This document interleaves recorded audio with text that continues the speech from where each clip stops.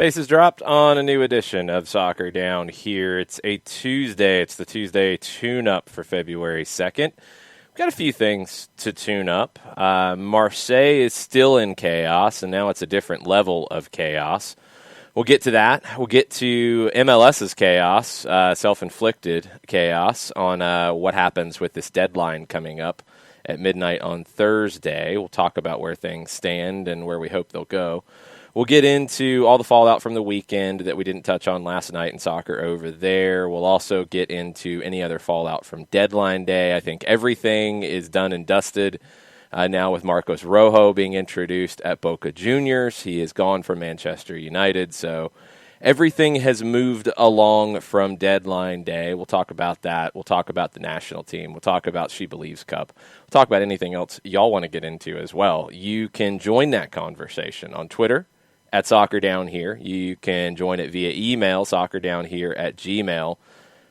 I could come up with more things to mess up your counting, John. The hand signals are really weird sometimes. It threw me off. You can also join us on the Twitch pitch, twitch.tv/soccerdownhere. All right. We're going to start with this Marseille thing because since we have Jarrett Smith crashing the party again for a little while, his Celtic are involved in Marseille somehow because it's just this is what's happening in 2021. Let's rewind to Saturday. Saturday, you had the Ultras crash the gates at the training ground, and they were getting ready for a match. Well, that match wasn't played. A player was actually hit by projectiles. It was a really scary situation. Lots of things on fire. The training ground was, at least to some degree, vandalized. Really scary situation. This is a different scary situation, but Marseille's a complete mess. French football as a whole is a complete mess, to be perfectly honest. Marseille is not the only ones, but Marseille might have a manager or might not at the moment. Andre Villas-Boas offered his resignation at Marseille. Now, I don't know if it has been accepted as of yet. He offered it because of the signing of Jarrett, one of your players from Celtic, who has now broken Marseille even further. Well, this is because Celtic, everybody was really sloppy with containment of the Celtic virus, and because they didn't do containment, it is now spread to the mainland. It's a unique virus too. It is. It involves being just really dumb and making bad decisions. Olivier Ntcham is a midfielder, kind of 8/10 style midfielder, who never really settled at Celtic. Came in part of the Brendan Rodgers brigade of players who would be able to play the game in an attractive, attacking manner, and that doesn't really work for Neil Lennon.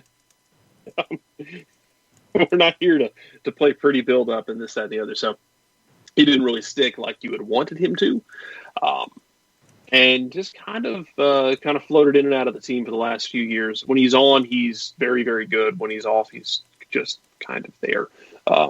It kind of has and not to slander either one of them, it kind of feels like Emerson Hyndman. When he's on, he can make any pass and open things up. When he's off, it's not a disaster, but he's just kind of invisible. It's not so much a detriment to the team actively as it is kind of passively. But he wanted out. He'd wanted out for a while. I'm surprised more guys didn't want out. Maybe they did, and we just didn't hear about it.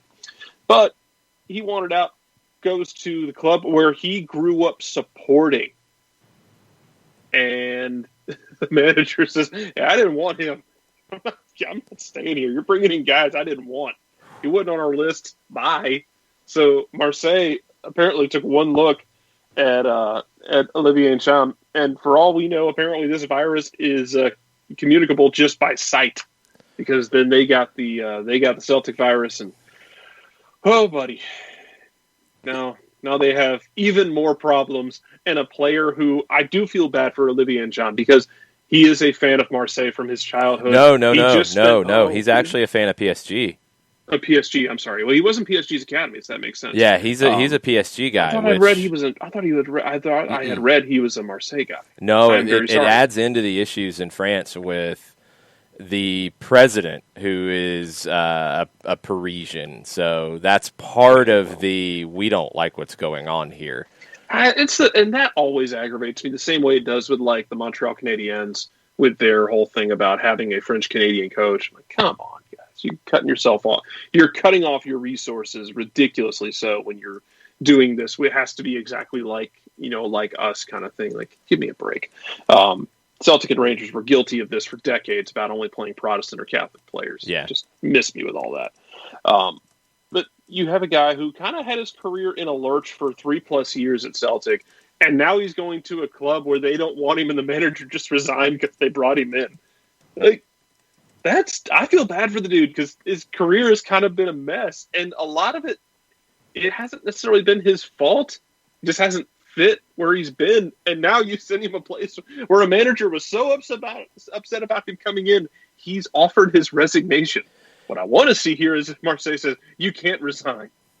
And then, like, what's the next move? I quit? I'm packing my office? I think he would finish it out. Like, you got to go big picture on this with Villas-Boas, because he had already said he didn't expect to get a new contract. He had a 1-year deal. He expected to be gone. He was almost daring the president to tell him to go ahead and leave at that point in the last few weeks. Didn't happen. Then you have the training ground get invaded, and that's going to probably play into this just a little bit. He was asked if he felt like collateral damage, as the supporters were mainly after the president, if he felt like it, if the players felt like it. And he said, that's very sensitive. I cannot answer that question this morning. About the signing, he said it was specifically a player that he had said no to. It was a player who did not have the characteristics of what he was looking for, of replacing the players that were sold. He says a gentleman's agreement about signing players has been broken. This club has already experienced 2 or 3 years of randomness in terms of its transfers, and I cannot accept that. He is focused on the next match, he says. I will continue until such time that the board asks me to leave. He said it had nothing to do with the incidents that occurred on the weekend. I think that's probably a stretch. They might not be deciding it, but yeah, they factored into it.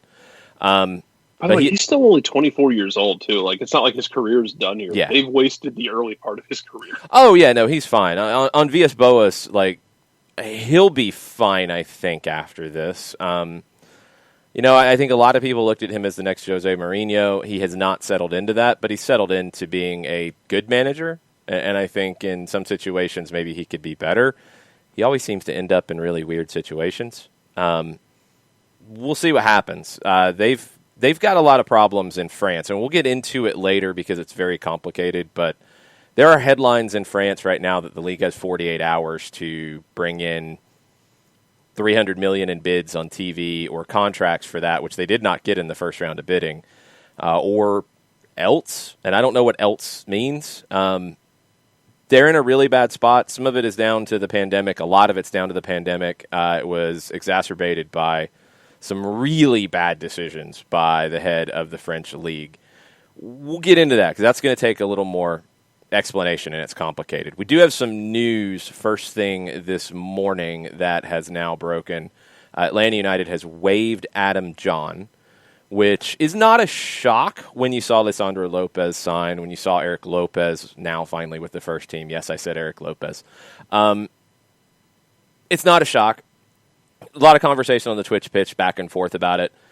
I'm still pretty much where I was when everything started with Adam John coming to Atlanta. He was a different kind of forward than what you had. He could have been a good change of pace late in games when you had to get direct. He didn't ever really adjust to being the number one guy. Coming in and playing 20 minutes when you're direct and you're throwing things forward and you're asking him to knock things down, he could do that. Starting and playing 60, 70, 80 minutes in the kind of way that Atlanta United wants to play, and it's going to be more positional soccer than it was before, positional play, but that was always part of the equation here. Didn't really suit him. And something that we talked about a lot was he always wanted to drift. He always wanted to go closer to the ball. He always wanted to leave the central channels, and he just couldn't. He just couldn't do that, and he couldn't really break that habit. I had a chance to talk to Adam a few times, interview him a few times. He was always great with his time. He was always a very open interview. You know how you can usually tell when you're interviewing a player and they do not want to be interviewed and they do not want to talk to you. They don't want to give anything to you. Wasn't ever the case with Adam. He was always very generous with his time, with his thoughts about the game and about his game. And he was self-critical too. He did the best he could here. It wasn't a fit, ultimately. And it wasn't a fit for him to be a starter. It could have been a fit for him to be an option off the bench, but now you've added a different option off the bench. So it is what it is. He will have an opportunity now, and depending on where he wants to go. I mean, he's waived in MLS. He could go to another team in MLS, depending on the waiver wire. He could go to a USL Championship team and do what he did in Phoenix and start and score double-digit goals and be a top player in that league. I think he's one of those guys that we see in any sport that has these kinds of levels. I think he's a guy who is a proven asset at the second division level and probably more of a bench player at the first division level. And it just depends on what he wants to be. The one thing that I will always remember of Adam John and his time here was the goal against Orlando. And that's going to be one of those that should be on the highlight reel probably for good because it was that kind of moment. It was very cool. I'm glad he had that. He worked hard. I've never faulted anything about his work rate. I think at times maybe he tried to do too much with his movement, and it just never quite clicked. And that's okay. He'll get a chance to go to a place that's a better fit for him. Lopez should be a better fit here for what Gabriel Heinze wants to do now. And this is where you're at. This is what happens. This is the game. This is the professional soccer life. It's professional sports life. Sometimes time's up and you move on. And I think that's the case here with Adam. He'll thrive in USL if that's where he wants to go. But he can go battle for time in MLS as well. It just depends on what he wants. I mean, we saw what Adam could do with the USL Championship. And to your point, I think that when he was initially brought in, the idea was to be that late-minute change of pace. You bring him in with 20 to go. You bring him in with 10 to go. And you try to send things in, have him use his height and his physicality to try to create chances for you. And then his CD had to change when he was here because of injuries and such. And, there were times where I think that he was just trying too hard to do things. And so just looking to see where his next steps are, whether it's going to be in the USL Championship where he can flourish like he did before and be that double-digit goal scorer. Does he want to fight for time with an MLS team coming up in the 2021 season? But no, good dude, and just looking for the best for him and whatever that next step is. He will have opportunities. He'll have quite a few opportunities, actually, just depending on what level he wants to jump on. Other MLS stuff this morning, there are reports out of South America, and TIC has this one, Herman Garcia Grova. Valentin Castellanos, who is part of Argentina's U23s. We've talked about possibilities for him to go to South America, leaving New York City. Reports are now that he is close to joining Palmeiras, the Copa Libertadores champions. It'd be a loan with an option to buy.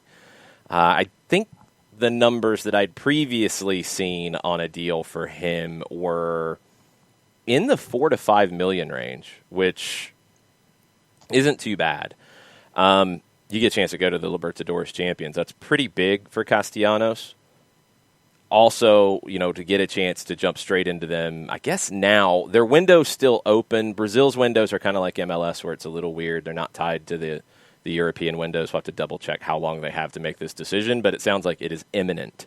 Valentin Castellanos going to South America. And, Jarrett, we've talked about New York City and their attacking options before. Castellanos has had opportunities when Eber has been injured, but Eber's coming back for New York City, and there's the possibility that Castellanos would then go to the bench. If that's the case, this kind of makes sense, right?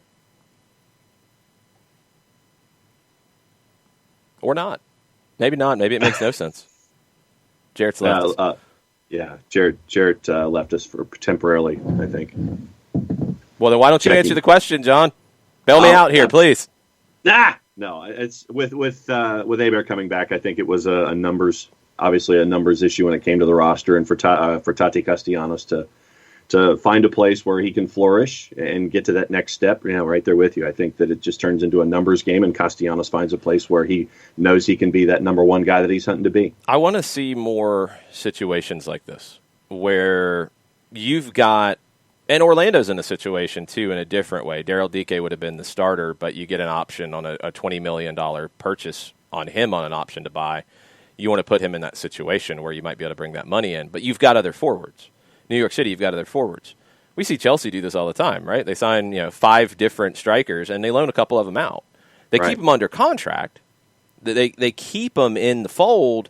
Because, okay, if you're New York City and you loan him to Palmeiras and you retain a recall option and Hebert gets hurt again, well, then you're going to bring him back and he's going to come back into the team. It's better than sitting on the bench and not playing. It's also better than just not signing these guys. So MLS needs to continue to do this. I know the general thought out there is, they're loaning guys out because of a lockout. It doesn't seem to fit to me, and I'll tell you why. It doesn't balance it.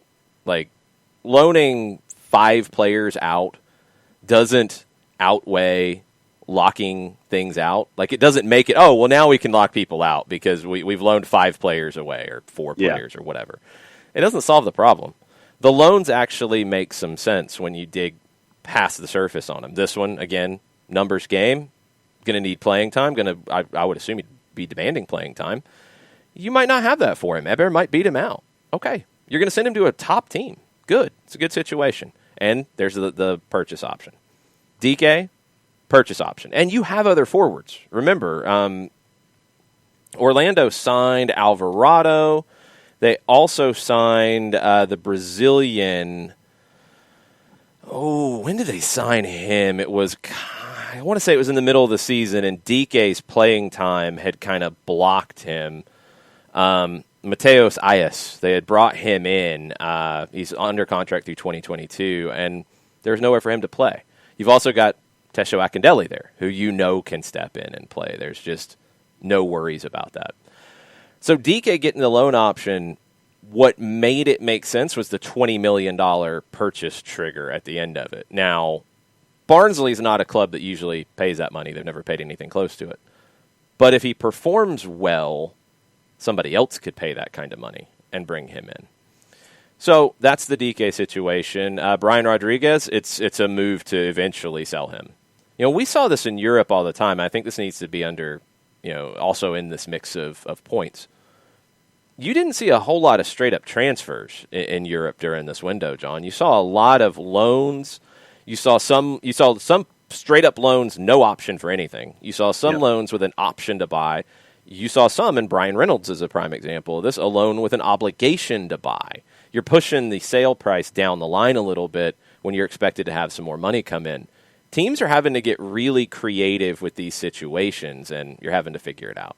Yeah, and I want to say that Mustafi was another situation where it was he's being sent away by Arsenal, and it's a mandatory pickup from Schalke. And the numbers came out yesterday from a winter transfer window, and this is courtesy of our friends at Sky. In 2020, just as an example, winter transfer window spending, £233 million. This go-round, it was roughly 1/4 of that, £84.2 million spent when it comes to bringing in players. 2020 received money coming in was £45 million, and it was almost half of that this go-round. But when you look at the numbers from winter transfer windows past, spending dollars, let's go back. 2017, £221 million. 2018, twice that, 465. Back to 146 in 2019, 232 in 20, and then 84 million pounds this go around in the winter transfer window. Only 12 permanent deals were completed in the month. The biggest one was the Sanson deal with Aston Villa, and that was for 15.5. So one deal that went to Aston Villa, 15 over 84, it's like 16%, almost 20%. of the entire winter transfer window spending was on one transaction to Aston Villa. Yep. And that was to get something else done. It was something that you just moved up. It wouldn't have happened if you didn't have to get something else done. Look, it's tough right now, and everybody's trying to figure it out. But you saw more loans than ever before, and MLS is no different. Jordan Morris, the potential purchase option on him would be, I think, 2 or 3 times what Seattle's ever received in a transfer. We mentioned the DK one. Paul Areola is going to his owner's other team in D.C. to Swansea, and there's a purchase option there, and he's never had the European opportunity. So all of them have some semblance of sense here. Wow Chara is trashing Brian Rodriguez in the chat. Wow Chara, sometimes you overreact a little bit. Brian Rodriguez is in no way Andre Horta. Brian Rodriguez was the 3rd highest rated player on raw numbers in LAFC's squad last year. He had 3 goals and 6 assists. Could he be better? Yeah. But no, not Andre Horta. Go ask Almeria how they feel about him, because they're bringing him in to help get promoted. And go ask the Uruguay national team how they feel about him, because he starts.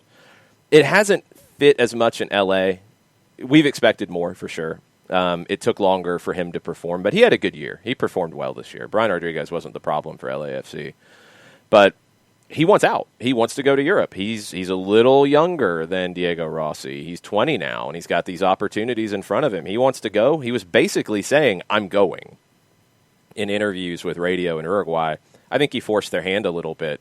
And it's not a bad landing spot. And again, it's a loan with an option to buy. Let's say the bottom falls out for Almeria in the 2nd division in Spain and they don't get promoted.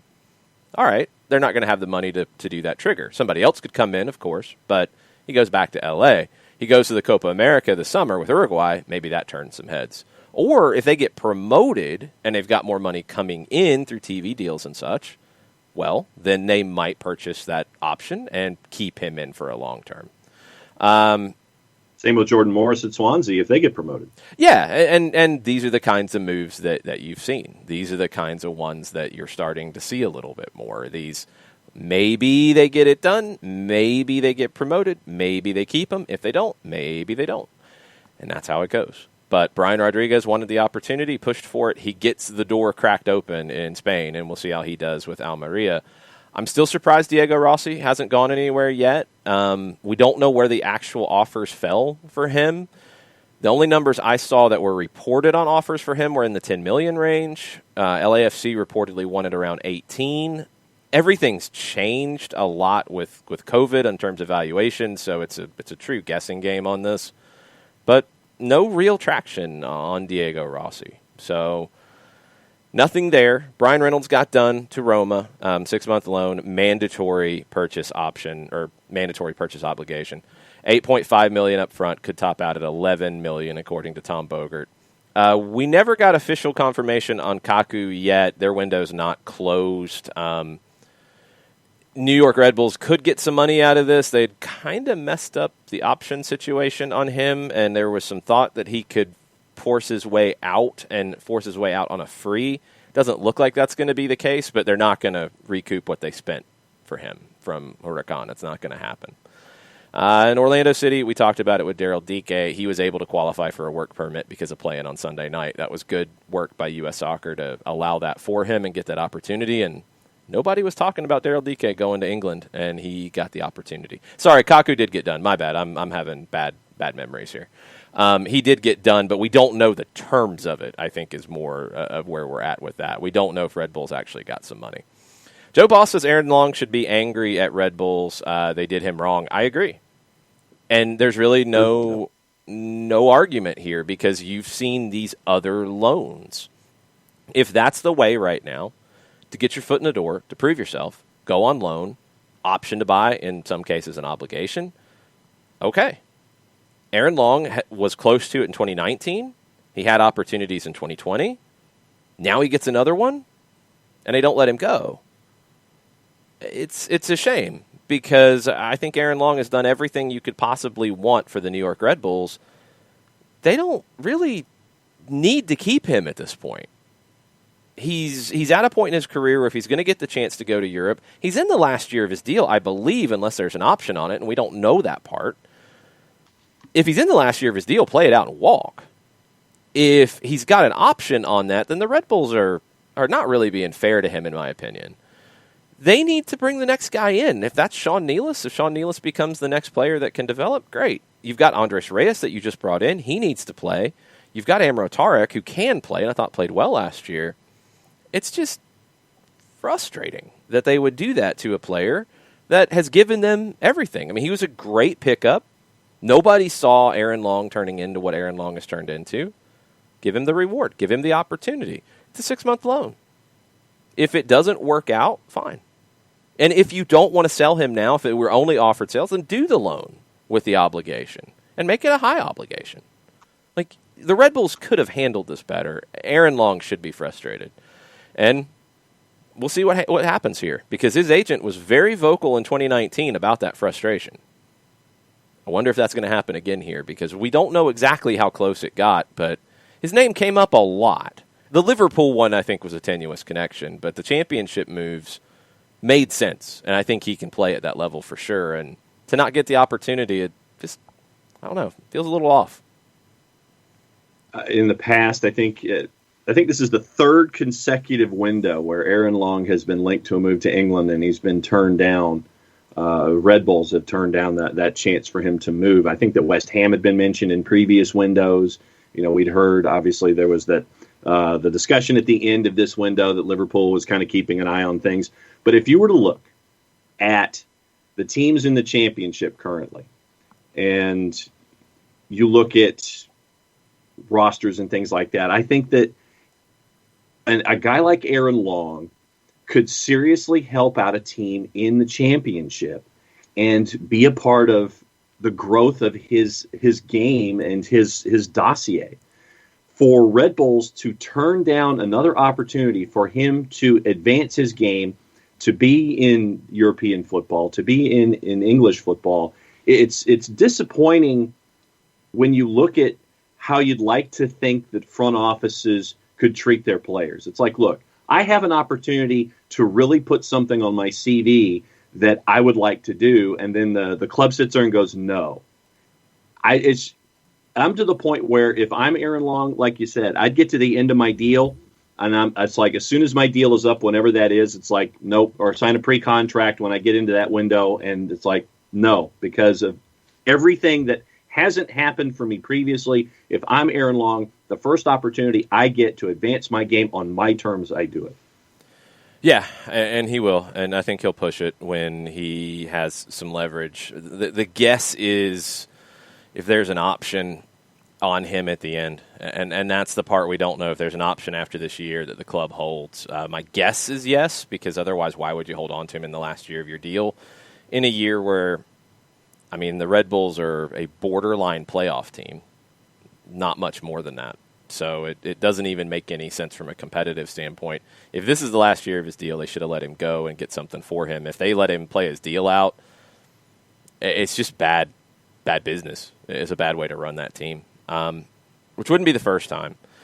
But it just doesn't make a whole lot of sense. I don't get what Red Bull's doing sometimes with this. Developing young players, obviously do it. Kyle Duncan could be the next one to get that opportunity to go to Europe, and I think he can. Caden Clark will, and it sounds like that's already lined up. You've added, Omer Fernandez, maybe. He could be a guy who blossoms into something. I don't think Barlow or White or Caceres, maybe. Caceres hasn't done enough for me. You've got a lot of maybes. I don't know if you have any Salzburg guys in that bunch. Clark, we know what his situation is. Could Duncan be a Salzburg guy? Possibly. I think Fernandez has got a little work to do, but possibly. Beyond that, I mean, okay, you got to make decisions. And if you've got more guys coming through in your academy who need that time, they need to play. And it's nothing against Brian White or Tom Barlow, who are good forwards in this league. But if your job as a club is to develop players, and look, it seems like the Red Bulls' job is to develop players for Salzburg and Leipzig. Yep. So if that's your job and these guys are not those players, it's just like we've talked about with reserve teams. You've got to move them on at that point. Once you know, okay, then you got to move on. You got to bring the next guy up or got to bring the next guy in. If that means trading a Brian White to another team in the league, getting some allocation money, going and getting a young forward if you don't have one in your academy, going and getting a young forward and bringing them up to see if they can be that guy, that's what you need to do. It's just kind of weird. And I don't know why you're holding on to Aaron Long like this at this point. If he's not going to be a Salzburg or Leipzig guy, that's fine. You've got an offer to make something on it. Do it. He's done right by you guys. I don't feel like the Red Bulls are doing right by him. We'll see. We'll see what happens. Go ahead. No, I was just going to say I'm right there with you. Jarrett, we were talking about Aaron Long and Aaron Long not being allowed to go to England for the third window in a row. What do you think? How many times are we going to watch teams miss on chances to potentially make money off players?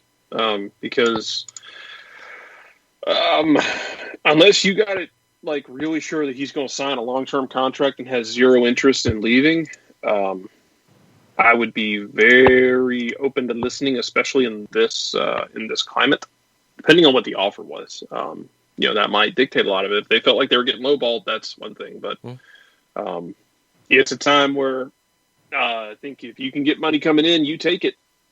And if you have any thoughts at all that, hey, that guy wants to go somewhere else down the road, we need to go ahead and do it now so we don't potentially lose him for free or get closer to the end of his contract where he has, and they have, the other team, has all the leverage where they can say, well, he has 6 or 12 months on the deal. We can do this deal at a cut rate, or we can just wait for it to run out. We'll put our feet up on the table and wait to sign a free with him. Now, let's go back to the Kaku situation, because where I forgot that he had been announced by the club on the other side of things, he has not nothing's been announced by the Red Bulls yet. This is a little more complicated than, well, they announced he's there. Okay, is his option valid or not? His people, his agents, player, have been very clear that the Red Bulls did not formally notify him when they chose to exercise the final year of the contract option. I think the formal notification had to come in writing. By violating the terms, this is from Once a Metro on the SB Nation network, and it's been reported from various places. When they didn't do that properly, Kaku and his people think that he became a free agent. Now, there's been some back and forth, like would the MLSPA support that? If it went to arbitration, would he win? Normally, it doesn't end up going to arbitration. We've seen this with Kyle Larin. We saw it with Camilo from Vancouver. I believe we saw it with Castillo from Dallas to a degree. In those situations, the MLS club ended up getting a little something. I don't think they got what would have been a normal full transfer fee, but they got a little something just to make it all go away because nobody wanted to battle this thing out. He's been announced as signing with Al Tawan in Saudi Arabia. There had been other places he had talked to. This is the one who has announced it, but the Red Bulls have not. Now, this transfer fee, I mean, are the Red Bulls just going to take it and walk? They probably should at this point. There's really nothing else to argue. But do they want to fight it? We'll have to wait and see. I mean, it's all ridiculous. Christian Dyer says the deal for Kaku has a $1 million signing bonus, a doubling of his MLS wages, which would take him to over $1.5 million a year, which you would have to assume would be a lot more than Red Bulls would have offered him for anything new. Now, the transfer fee part of it, if they thought they could get him on a free, maybe they're just not even wanting to fight that out. They're like, here, just take some money. I don't know. We'll have to wait and see how this goes. But the Red Bulls have not acknowledged it yet, which is a little strange, and we'll see if they do. Maybe they just do the very terse tweet with no graphic. Thank you, Kaku, for your time in New York. He will now be a player for Al Tawan. Best of luck in future endeavors. No, I don't even think he gets the best of luck. Not the way this thing has been so rough and nasty at times between them. I don't even think he gets the best of luck. I think it's just he's no longer a player here. We'll see. we'll see where the nastiness takes us with this whole MLS negotiation as well. As you guys know, you're coming up to a deadline that MLS has set according to their release last week. That deadline is Thursday at midnight to come up with changes to the collective bargaining agreement based off the force majeure clause that was invoked by the league. The league has lost the PR battle here. There is no way around it, and that was self-inflicted. The threat of a lockout, the way that they did it, did not feel necessary at all. I don't think either side has truly negotiated in good faith from day one on this. And that's a frustrating element to it. I mean, the players were very, very clear, even before force majeure was invoked, that they didn't want to negotiate anything. Then they didn't respond with a real response to the proposal until less than 12 hours before the first deadline. They haven't been great in this either. But the league really, really tripped up with the way that their response came out on Friday, in my opinion. Because I think they've lost the PR battle now. And I think Jeff Carlisle of ESPN is dead on. The players are not going to be looked at as the bad guys in this situation because of how it's played out now. There are negotiating points. You know, should it be 2 years on the CBA adding it? Should it be 1? How much should the players give back, et cetera, et cetera? I thought from day one they needed to sit down and talk, and they needed to figure out what made sense. I thought the league's proposal of not having any pay cuts at all initially was a good one. I thought that was a fair way to handle this because nobody else is doing that. They did want to extend the CBA. They did want to cut spending at the later end of the deal, which would be where they could be recouping more money because you're somewhat back to something resembling normal. And the players feel like that's too much they're giving up on the back end. Okay, negotiate and work through it. And I think they finally started to. I still think they're not as far apart as maybe it's being portrayed. I still think there's way too much posturing on both sides. I still think there's too much finger pointing. None of that's going to help get a deal done. They need to be talking nonstop right now to get this done. Nonstop until it's done. And it shouldn't be that hard. It should be, these are the financials that we think our offer is going to save us. And the players respond, our offer saves you X. Compare the math, find a number that makes sense somewhere in the middle that you can both live with, and move on. Because there's really nothing else. Like, that's where you're down to now. You're past the big structure. The players gave. The players had said they were not going to give anything up. They didn't want to talk about anything. And then they did. That's a good sign. They're giving up a year. They're giving a year on the CBA, extending it. Okay. League 1 and 2. This is how you negotiate. You find common ground. You find middle ground. Gwen's really ticked off about it too. And you get it sorted out. And this should have happened a month ago because they should have started talking a month ago. And I do think the players slow-walked it very intentionally. But they won the PR battle from it. So the strategy worked. But now the league cannot afford to have this happen. Loaning a few guys out doesn't fix your financial situation. I mean, you're talking, DK was on a small deal, so you're not saving much with his contract. You're saving some with Rodriguez. You're saving some with Morris. You're not saving a ton with Paul Arriola, but you're saving some with his loan. If Castellanos goes to Palmeiras, you're not saving much at all. You know, you're saving all of them combined in salary, and we don't know how much MLS is paying to their salary or the clubs they're being loaned to are paying. You're saving a few $1 million. You're probably getting some loan fees too, so you're getting another few $1 million in loan fees. That doesn't correct anything. It's chump change in the grand scheme of things. You can't afford to have this happen. The players can't afford to have it happen. That's why I thought they needed to show more urgency. The league can't afford to have it happen because you've invested so much at this point. You can't have anything that has it take a step back. They come to an agreement. They start playing in April. You're not going to have any problems. We're not going to be zeroing in on this for years and years and years. It'll come back up next time the CBA negotiations start because it always does. Well, last time, blah, blah, blah, blah. If you get it done in April, nobody's going to care. By the time we get to the end of the season, nobody's going to be talking about it in any big degree. It'll be fine. So get it done. Get it done for everybody to end up winning here because nobody wins if you have a lockout. The league doesn't win in that case. They save short-term money. Yeah, they do. Because they're not going to pay the players. They're not going to have games.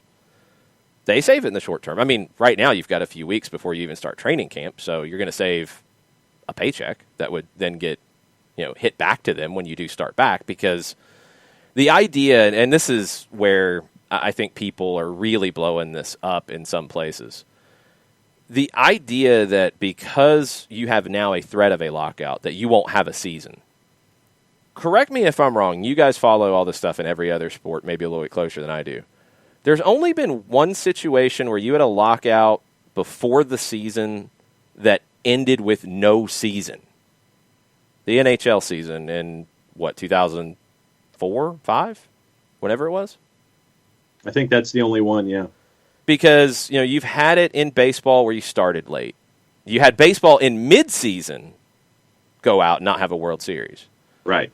But the season started. That was a different situation. You've had it in the NFL where you've had replacement players, but you've had seasons.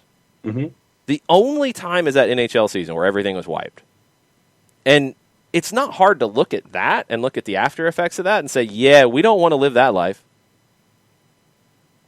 I was at the press conference locally when it was announced that the National Hockey League was not going to have a season. You had folks who were attached to the franchise crying. Not on the dais, mind you, but folks who worked for the team, who worked for the Thrashers at the time. They were crying because there wasn't going to be a season, which meant that you were not going to be able to work, which meant that others around you that you worked with every day were not going to be able to work. You were not going to be able to get a paycheck. You were going to have to figure out what to do with your life to make ends meet. When you have a situation like what we're staring at right now with Major League Soccer, think about everything that has started. Go all the way back to a year ago. All the investment that was made on both sides to get an MLS's back tournament in a bubble in Orlando. The NWSL obviously was the first to come back, but think about what Major League Soccer did as a collective to have MLS's back, to try and figure out what to do with the schedule, to try and figure out what to do with the season, to try to figure out what to do with a playoff, to get through that 2020 season. And the impact that it had on a bunch of different levels. Right now, where you are in looking at a 2021 season, you are staring at that National Hockey League idea right in the face. You shouldn't have to. It should not have gotten to this point. What you need to do is get it into a room, whoever it is, whatever the Zoom idea is. Get everyone on the same channel, get into the room, figure out where your differences are with everything that has been suggested / negotiated / offered to this point. Get it done, because you do not want to take all of the work that was created to have a 2020 season, to put you in the forefront of conversations in North America and then in the soccer community on the whole, and completely sit there and do something like this. And I know that for the Twitch pitch, you got to see me wad up a piece of paper. Audio-wise, you got to hear me do it. That's what you'd be doing at this point. Thank you for the closed captioning. Want to. Well, it's sometimes I'm having to think, like, I always forget that we're doing two separate media here. You don't want to have that moment because of everything that you've invested. So just get it done. It's frustrating. It's entirely too frustrating at some points. But just get it done, because there's a lot more in play than an owner or a team or a franchise. It is folks, whether you're players or administration or organization or fans or whatever, every single aspect that's invested in this game right now is hanging on an idea for the next couple of days. Get it done.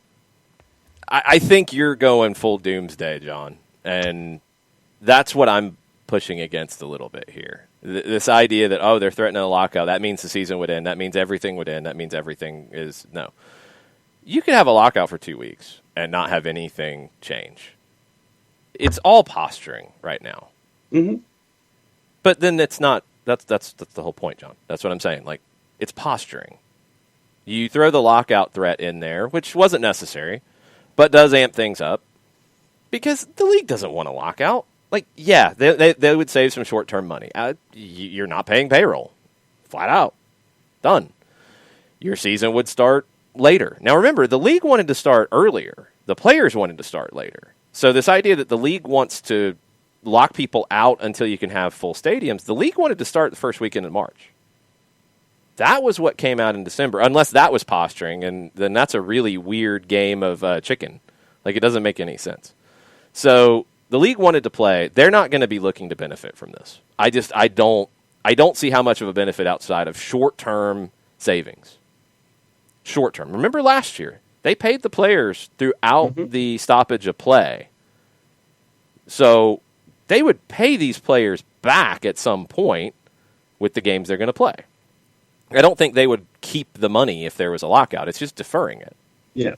So you're not gaining anything, and you're affecting a couple of big things. Like I agree with Domer a little bit here. Like the mainstream media impact, it's negligible. I mean, this is the one thing that the mainstream media would talk about with MLS is, oh, look, see, there's a lockout.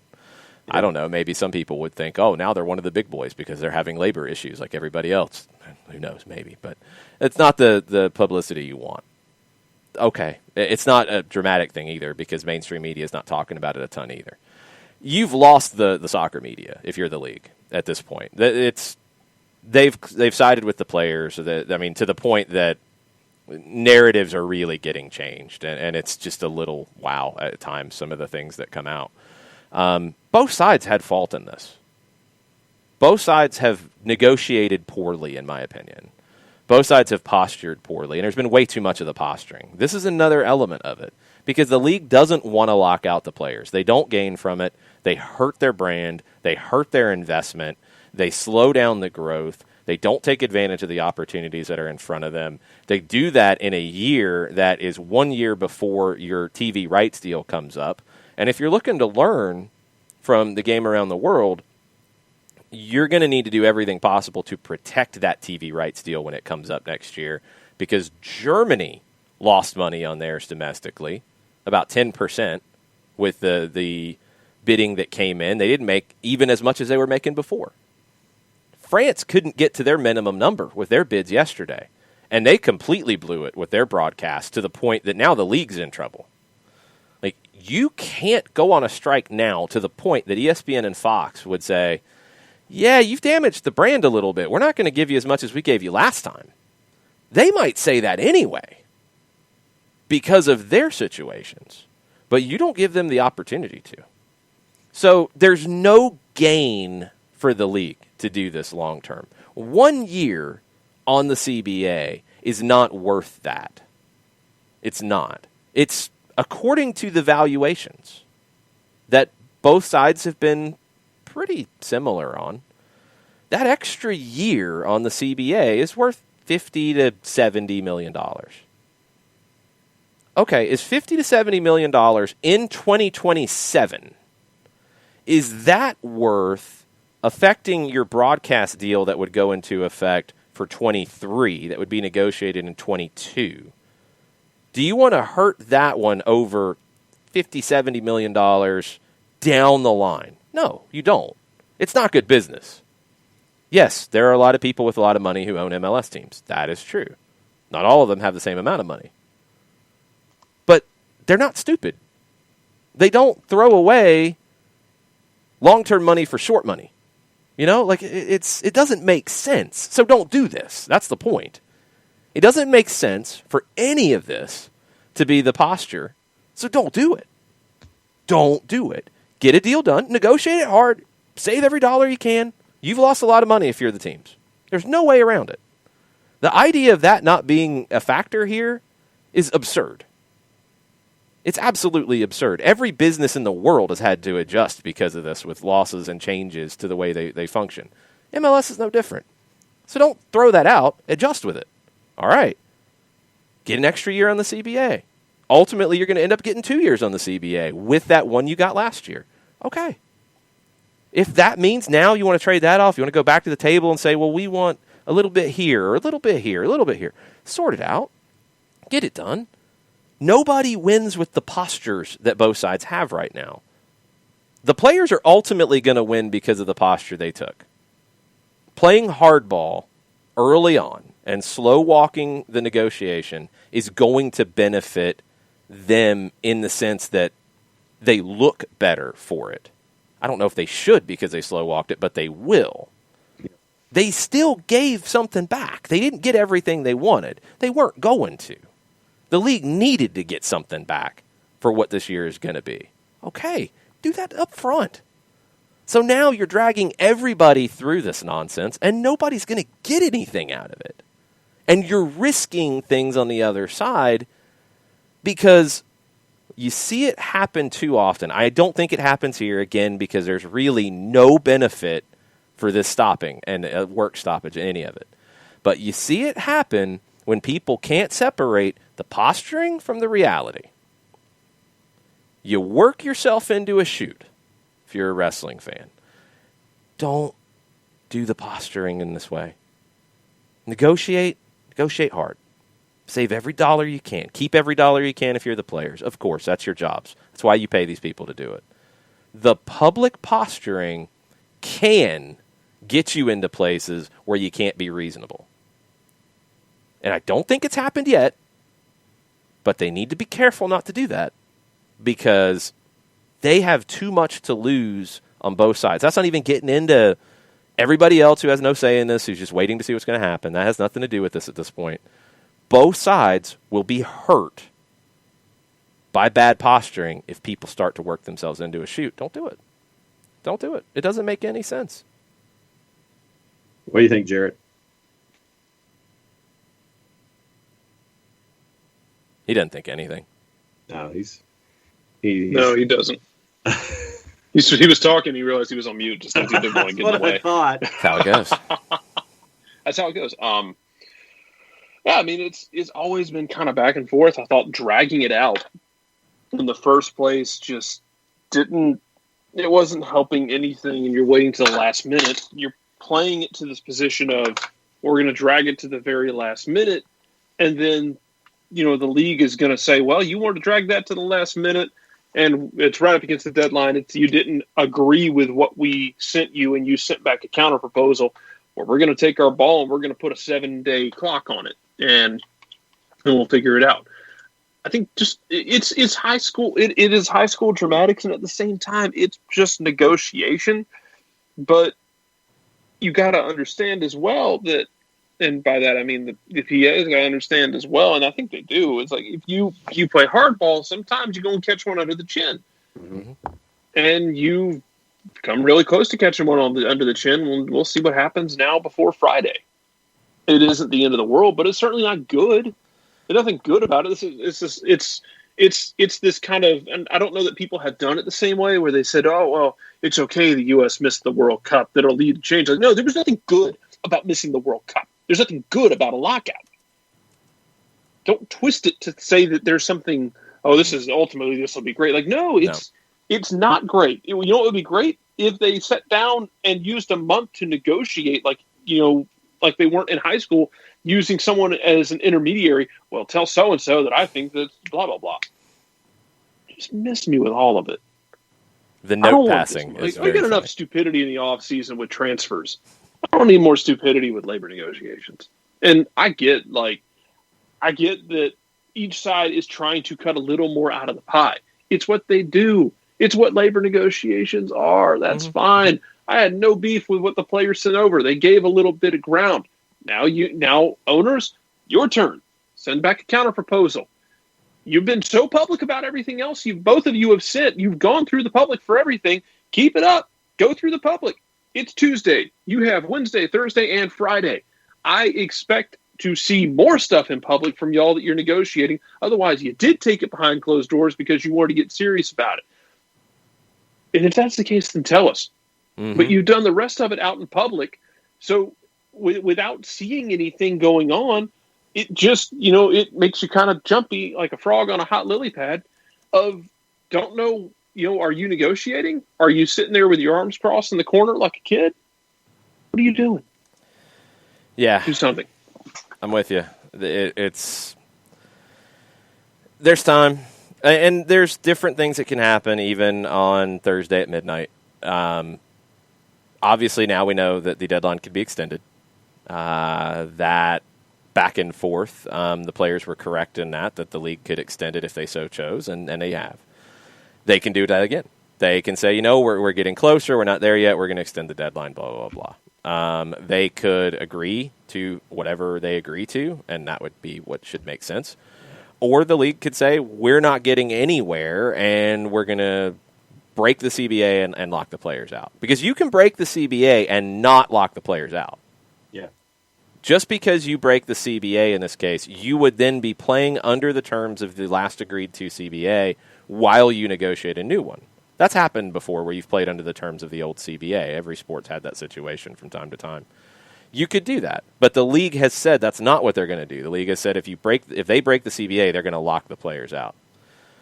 They could go the other way and break the CBA and keep playing under the old one. Then they would put it on the players, but they've already said they'd go lockout, which was a bad PR move. That's the whole point. Like, they didn't have to even say that way because they could have left that option in their pocket and not put it out there to lose the PR battle. That was a bad inclusion in that release because you still could have done it. You just didn't have to throw it out there like that. So that's where you're at. And Thursday night at midnight is the latest deadline. We will see what direction it takes. It feels like it is down to somewhere between $50 and $70 million that they are trying to find to save. The players don't want to give that up. The league wants to save that. That does not feel like an insurmountable number through some of the different ways they can get there. And I hope that they get there very soon and this doesn't drag out. But I would assume that we're not going to hear anything until Thursday night at the earliest because this is how people negotiate in 2021. Yeah, they always go right up to the edge of the cliff before either announcing something or getting something done. Absolute absurdity. Speaking of absurdity, there's your transition. It's not Steve Apolinski that's absurd. He's great. He is awesome, and he is in Decatur, GA. But a lot of people out there like this absurdity with John telling us about our good friend, Steve Apolinski. Apolinski and Associates, LLC, proud supporters of everything soccer down here and the SDH network. For wrongful death and serious injury matters, there's only one communication that you need to make, and it is with that firm of Apolinski and Associates, LLC. A couple different ways that you can do it. You can go on your phone, 404-377-9191. You can get a free consultation also by shooting Steve an email. Have a conversation that way as well. steve@aa-legal.com, or you can go onto the World Wide Web.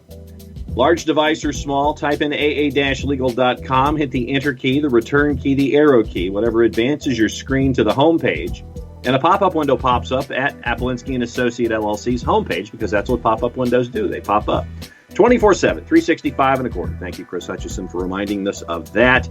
You can have your questions answered by whomever is at the other end of the pop-up window. Over 30 years of experience, over $40 million in judgments for their clients in Georgia and Alabama, recognized as legally by Georgia Trend Magazine for being one of the top 100 firms in this here state of Georgia. For wrongful death and serious injury matters, there's one place that you need to go. It's Apolinski and Associates, LLC, and the website is aa-legal.com. About normal timing that time. Okay. A normal amount of time on that read.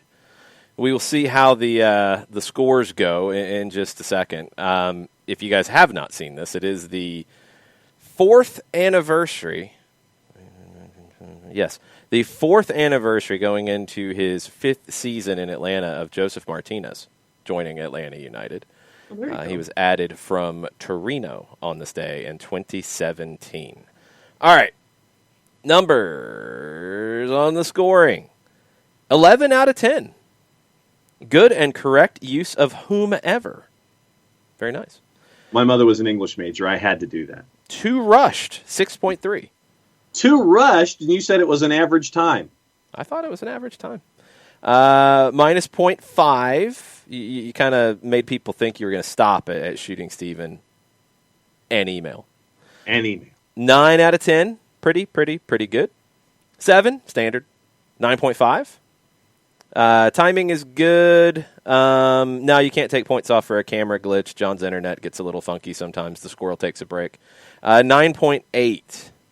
6.8. -1 for the quick start. -1 for the brain fart. -1. Still no research on the pop-up window. 7.23547881. 7.985. Right. 7. 7. 8. 7.5. 9. Pretty good. I don't think it's your best score. No. You had a lot of 7s in there, and I think the East German judge, Steve, brought you down on your overall number. But maybe one of your better scores. Okay. I will take that and run happily into hour number 2. Yeah, I think it's possibly one of your better scores. One of the better, but not the best. Yeah, this is true. You were thinking about things yesterday, and you added some things on the sheet, so I think it's that time.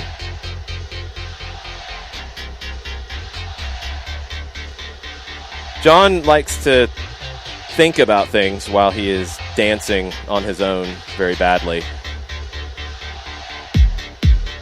He likes to ponder and wonder.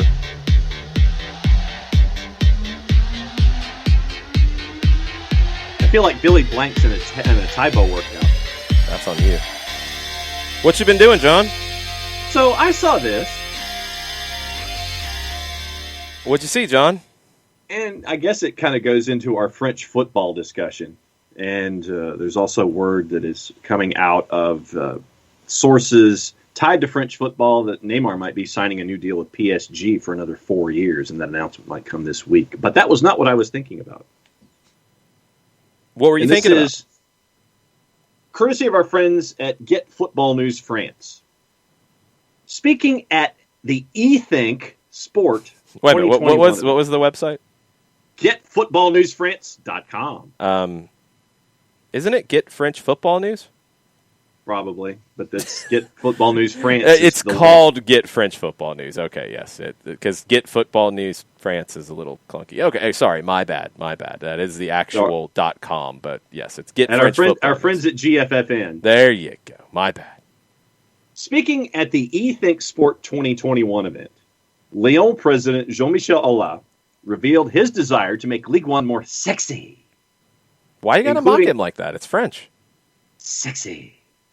Why? What? Including by having less teams in the French First Division. And I guess this kind of does dovetail into the discussion we started in hour number 1. Sexy. No. So here's the quote from President Aulas. Quote, "We need solutions that correspond to what broadcasters can provide. We realize that today we must reduce the number of teams in the elite, also because UEFA is requesting it. We also know that the FAs want this because of the number of matches that national teams are playing. It could be 3 groups of 16 teams, or a Ligue 1 with 16, and a Ligue 2 in 2 groups of 12, Ligue 1 with 18, Ligue 2 with 18 as well. We have to tighten up the elite to have more and more attractive matches. We need to accept to reinvent ourselves to make football more sexy.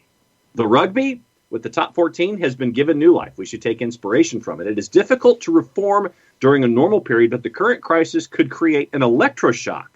The timeline is tight, but we can vote on propositions for reform in the next General Assembly in June," end quote. So, with him saying that, and with everything that we've been talking about with French football, my question is, realistically, where would reorganization work best in today's leagues within the current pandemic economy? We talked about it in England, about there being too many teams really in the Championship, League 1 and League 2, 24 teams in each division, making it maybe 20, creating a 5th division, those kinds of things. And I don't want people to just give me an answer and say just because. This was not a because and a because why argument. This is thinking about things in the pandemic economy. Where do you think reorganization of leagues and league structure would work best because of where the economy is today?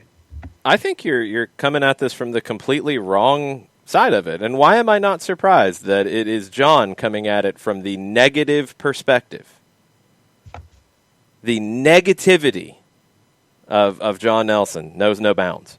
So let's hear it. Let's hear the other side of. The other side is they're not where he said UEFA wants this is not about the issues that France is having. He's not talking about the issues that France is having with this. What they're talking about is the expanded Champions League. What they're talking about is more games in Europe. They need less games in their league. That's where this is coming from, in my opinion. You're not going to save money by cutting teams necessarily. You're going to make more money, and you're going to have to figure out how that gets shared if you're some of these teams and leagues, and that's going to be a conversation. But no, I don't think it's coming from a negative. I think it's coming from what this potential Super Champions League could be. Super Champions League. Trying to eliminate the Super League idea. Now, couple different sides to it, and both of these have come out over the last few days. The Times in Britain published an exclusive report on the dossier that lays out the foundations of a European Super League. Florentino Perez of Real Madrid, who actually just tested positive for coronavirus, no symptoms, which is good. He's big on this. Andrea Agnelli was, but now he's kind of flipped over to more of the steroided up Champions League side of things. So that's an interesting one. The big selling point on the Super League idea is cash. Straight up cash. Each of the 15 founding clubs in it would receive 350 million euro. Now, where that comes from, it's a question mark. But 355 million euro straight up. Here's a check. 233 million euro for stadium reforms. That's an issue for some teams in a big way. Real Madrid's one. They could use that money to pay off the stadium renovation that took a loan of 570 million euro. You do the math. Oh, yep, there you go. The Times reveals that this Super League dossier. Yeah, there you go. 15 most powerful clubs. The Spanish teams, Real Madrid, Barcelona, Atleti. This was from AS that is reporting on this dossier. So they'd play during the week. They would continue to play in their national leagues. Now, that is different. Originally, the Super League idea was, nope, this is all we do. Now, these games would be during the week. They would still play in the domestic leagues, but they would not be relegated out of the champion Super League, whatever, the Super League idea. They wouldn't be bumped out of it. 2 groups of 10. 15 protected teams. There'd be 5 that would come and go. That's the Super League idea at this stage, which has evolved because FIFA made their big stand to say, yeah, if you're going to do this kind of thing, you're not going to break away completely because you're not going to play in World Cups and anything else.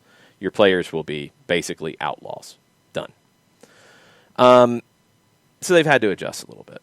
So 2 groups of 10. Each team would play a home and away fixture against the other teams in their group. That's 18 games you're having to squeeze in.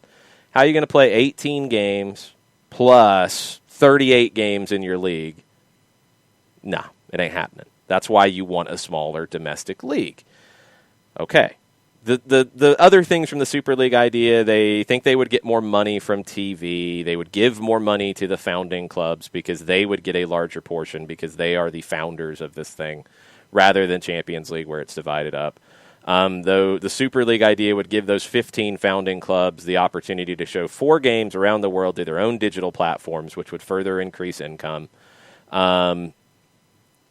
Flip side is you have this Super Champions League idea, which UEFA is planning to launch in 2024. We'll get to those terms here in just a second. Florentino Perez, at the General Assembly for Real Madrid in December, said this about the Super League idea.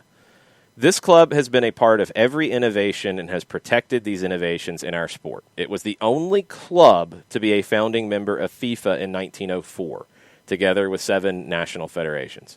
In 1955, L'Equipe and Real Madrid were the driving forces behind the creation of the European Cup, a revolutionary moment that changed the history of the game.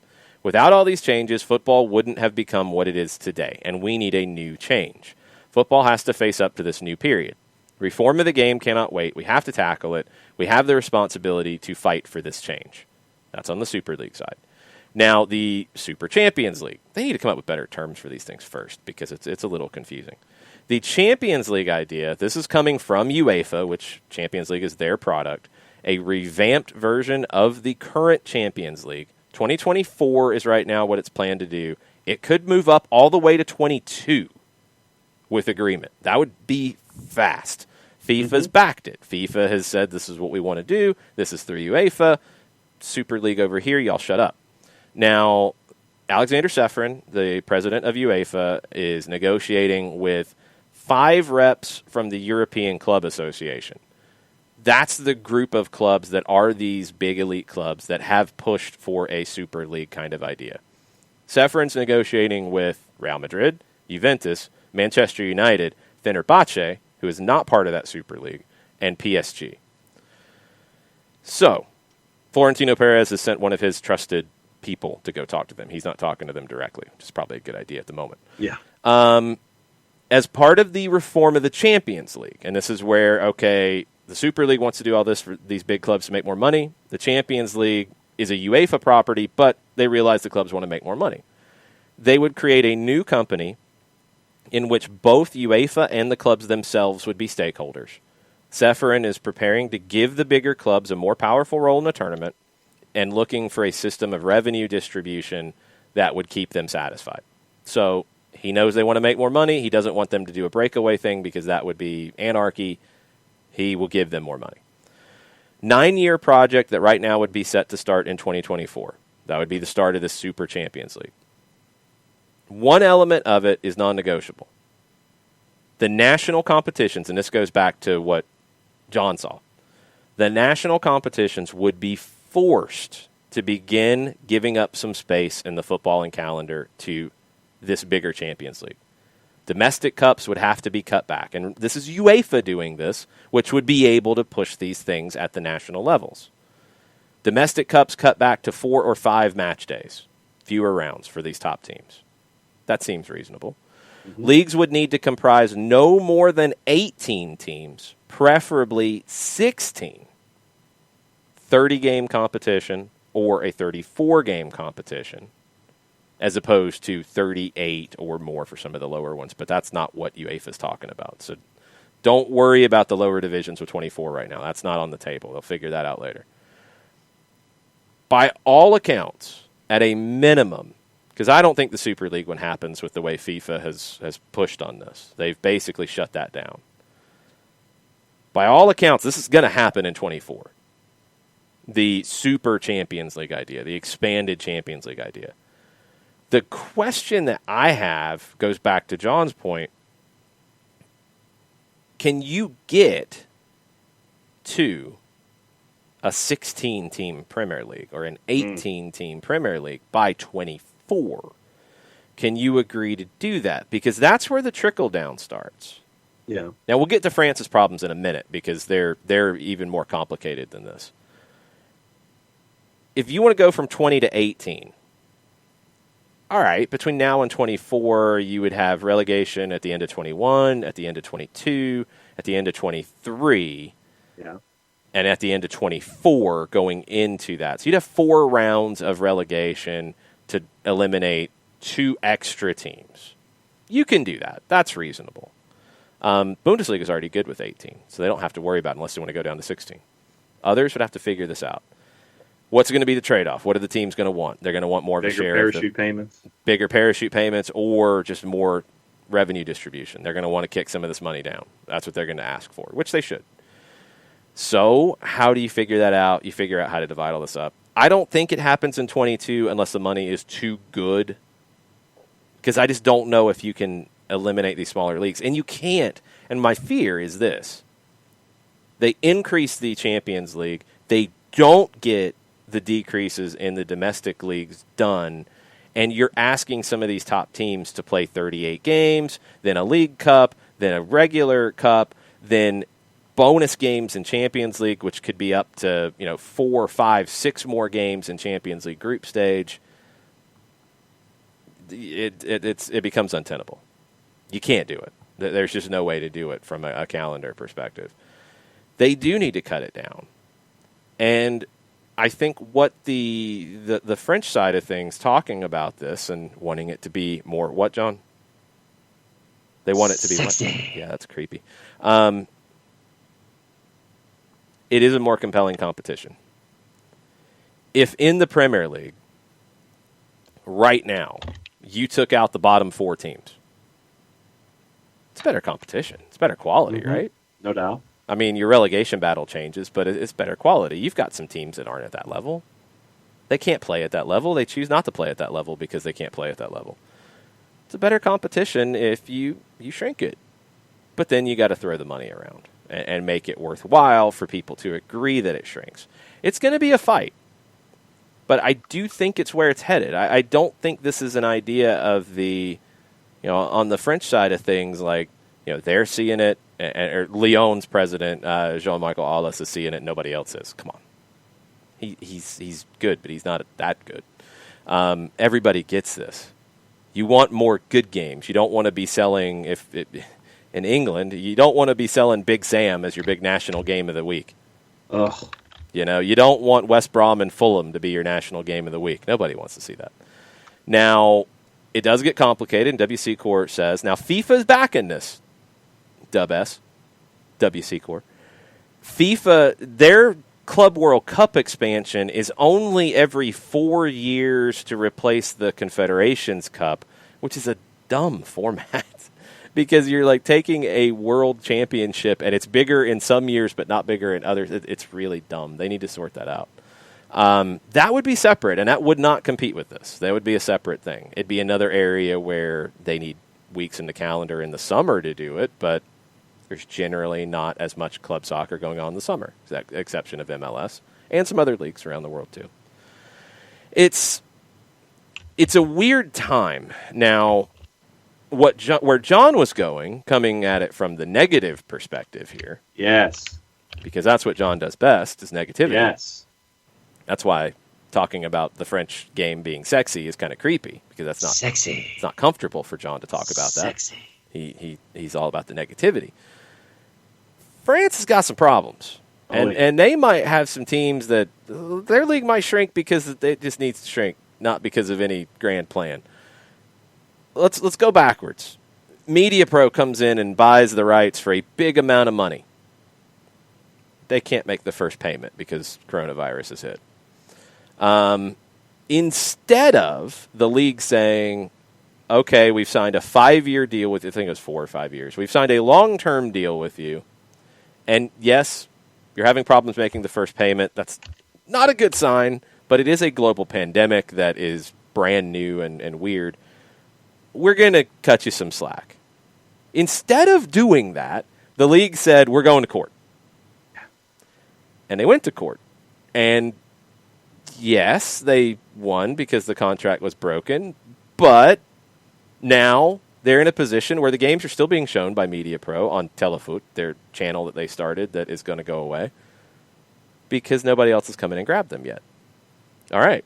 Then what? What was the trickle down from that? Canal Plus, who'd been a long-time partner of the league, Canal Plus said, well, wait a minute. You broke the deal with them because they couldn't pay. We paid you $400 million per year for 2 games a week in the secondary deal with you, and it's not worth that anymore. You screwed us. Mm-hmm. We're taking you to court. So now they're going to court in a couple weeks. The league said, well, why don't you guys take the rest of it? Why don't you give us more money and take the rest of it? And Canal Plus is like, not giving you more money. You kidding me? We don't want to give you the money we're giving you. We don't want more games. So BN's like, forget it. We don't even want to talk to you guys anymore after you cut us out of the deal. So, and this is all the domestic rights, which is the big driver. Of course, there's international rights in different places, not $300 million in other places for Ligue 1. You're trying to get this out of the French market. Well, they put out the TV rights bids. The tender went out for Monday. They were hoping to get $300 million in bids. They have not. No. Canal Plus said, nah, we're not even bidding. BN, nah, we're not even bidding. Everybody expected those two to be the two that would get it. Now, they did get offers from Amazon. They did get offers from Discovery. They did get offers from DAZN to show matches from the top two divisions. The reserve price was not met. Bids are unsuccessful, according to a statement from the league. They got 48 hours to define their next steps. I think they were talking about how they were positive about the Amazon offer. Maybe they didn't expect Amazon to get in. So, yes, the pandemic was something that was unexpected. Yes, it has cost France in a big way. But French football has taken a bad time and beat itself over the head with it instead of actually trying to manage the situation. They didn't finish their last season, which cost them money, which ruined some relationships with Canal Plus and others.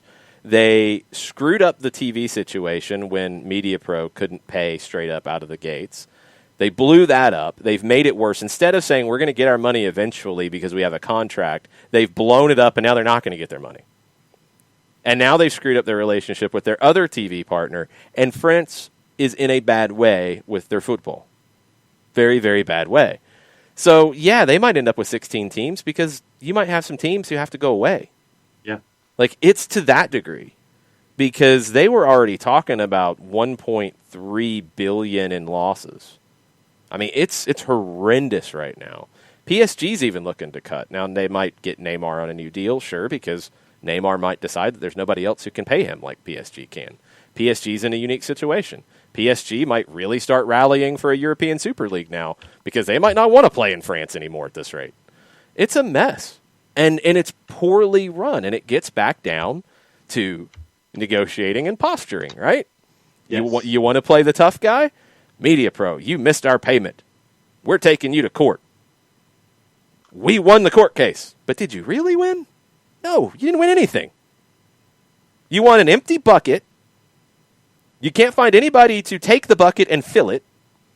You had another bucket that had something in it, and the people who gave you that are like, yeah, we don't want to give you this anymore because you got an empty bucket over there. We thought we were paying based off the size of that bucket. Like, that's some really bad management. Mm-hmm. You took a bad situation and made it 100 times worse. Yay. Now, I think this gets confusing, and I try to clarify, Sam, because Sam said ESPN just needs to get the rights to all the soccer leagues. This is the domestic rights in France. This has nothing to do with ESPN Plus in the United States. This is the biggest amount of money they can get from TV. Liga, I don't know. I haven't seen the numbers. BN has the rights in the United States. I'd be shocked if they're paying 8 figures. I don't think they are. John will pound on the keyboard and see if he can find that number. They're not paying a lot. They're not paying $300 million for the rights in the U.S., and I don't think there's anywhere else in the world that would be paying a large amount. This is the domestic rights. ESPN, when they get the rights to something, they're getting the U.S. rights. Now, they have ESPN in other countries, and they get the domestic rights in those countries. But ESPN Plus getting it does not help Liga. It doesn't help them at all, really. It's small-time money if they were able to get these rights. What Ligue 1 and just French football as a whole needs is they need somebody to come in and pay a lot of money for the domestic rights. And their longtime partner is mad at them. Their new partner who threw a lot of money in can't pay. And then another longtime partner that got bumped doesn't want any part of it. That's a really bad spot. Really, really bad spot. You're not going to see, unless things get really crazy, and keep this in mind for Amazon. Amazon getting these rights doesn't mean Amazon Prime in the United States would have them. Right. Because the rights are sold in the U.S. This would be for Amazon Prime subscribers in France. That's it. So keep that in mind. It's a mess, though. To answer your question right now, the Ligue 1 deal in the U.S. is with BN until 2024, $80 million a year, according to the Philadelphia Inquirer. I way shortchanged it. That's a lot more than I would have expected. I don't see any way to get anything close to that for their next one. That feels crazy. But it's a lot bigger than I thought. It's not chump change. $80 million for 4 years. So no, $80 million for... $80 million a year. $80 million a year. Yeah. That's crazy. There's no They're way. not getting that in the next deal. There's no way BN's making that back. Like, that's bonkers. That doesn't even feel right to me. That's bonkers. That's a lot better than I thought. But they have it. Like, that's the problem here is, like, you know, an Amazon or a Discovery or a DAZN, if they wanted to try to package it with the U.S. rights, they can't because BN's already got them in the U.S. So you can't pull that off. Anyway, French football is a mess.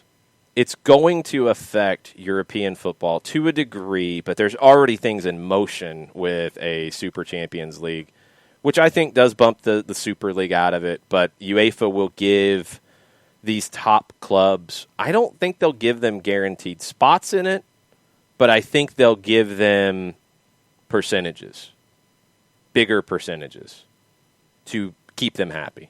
And probably give them bigger say. I mean, they'll probably create a media company, a Soccer United marketing kind of company. They'll probably create that with the clubs as partners, maybe with this European Clubs Association as a partner with UEFA on that company to grow it and grow the property. That would make sense. They'll find a way to accomplish some of the things the Super League wanted to accomplish without a breakaway situation. That's where I think it's headed. The biggest question is what Alas brought up. Do you get the domestic leagues down to 18 at a max instead of 20? 18, I think you can do. Yeah. It's going to be hard in some countries. Tradition and all. But 18, I think you can do. 16 is where they'd like to be.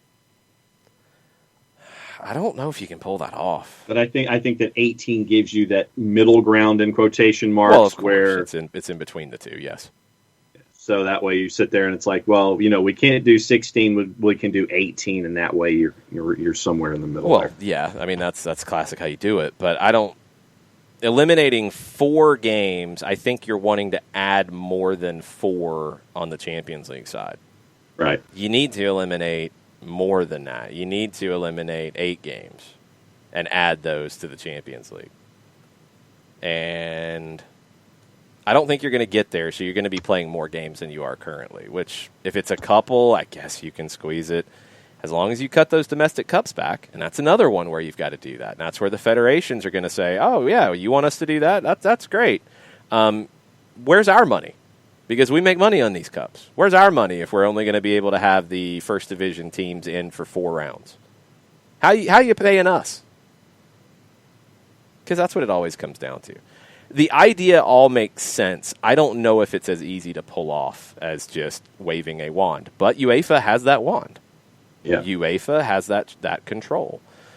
It's going to be interesting to watch. But there's other elements, and France is in the worst possible spot at the moment with all of this, with the financials. There could be a real collapse of Ligue 1. That's where you're getting down to with France, and that's the scary element, because this other side is a lot about how you grow. France has to survive shortly, yeah. and that's going to be the problem in the short term. We'll see how it goes. Just to give you a couple of updates on France, Lille right now at the top of the table in Ligue 1. Lille's major creditors back in December, J.P. Morgan and Elliott Management, forced the club's owner to sell up to a hedge fund by former banker Martin Peterman to help out with Lille's financial situation. And this morning we were talking about Andre Villas-Boas. Shocking no one, Ben Jacobs was told that Frank McCourt is furious with AVB for announcing he's offered his resignation today. Well, yeah. And Jacobs also says that AVB could be in the mix for Celtic if Neil Lennon leaves, but he's on record as saying his next move will be, quote, somewhere exotic. I'm not sure if Glasgow counts for exotic. It's not exotic. Everybody's name comes up with Celtic right now for some people, and they still got to show that they're actually going to move on from Neil Lennon. True. Because they haven't really shown that. But no, yeah. But when your current table leader is having major creditors sell up to a hedge fund, that is a problem. It's not news. I mean, that's where you're at with some of these situations. Lille, everybody thought they were going to have to sell everybody in the January window. They didn't because they did that. You haven't had TV money come in. Like, it's that simple. Like, these other leagues have their TV money coming in. France blew that whole situation up. They got nothing coming in. So you're in a situation where you've got some clubs in big, big trouble. And they're, down to less than 48 hours now to try to figure out what direction they're going to go. Do they just take the best offers? Do they try to negotiate them up a little bit? Do they take what they can get and move on? You're still putting all of your domestic TV on streaming if you're France in this situation, outside of the Canal Plus games that are currently under contract, but they went out, and you're going to court with them in a couple weeks. So you might have all of your domestic games for your top two divisions on streaming in France. I don't think they really have a choice right now. I think they have to take what they can get financially and just keep going as best as they can. I think that, you don't ever want to be in that spot. You want games on your, even at cable channels. You want games on normal TV. You still need that right now. They might not get it because they have no choice in the matter. I think they just have to take what they can get. Other news before we get into tweets and Twitch pitch comments to wrap up. You've got a couple new groups coming into the USL. One in the championship in Monterey Bay in California. Not a surprise. This was expected after Fresno disappeared. This was the expectation. Frank Yallop is attached to this team. He was with Fresno. They are coming into the championship. Is that next year? 22. That would be next year. They are going to be at the CSU Monterey Bay campus. Has that been officially announced now? Yeah, I think Monterey Bay or CSU Monterey Bay. Monterey Bay. Yeah. Okay. So they're going to renovate. They're renovating the stadium, and that's all part of the dynamic. So that's happening, and Knoxville is getting a USL League 2 team, but it seems like the idea is for them to turn into a pro team in time, correct? Yes.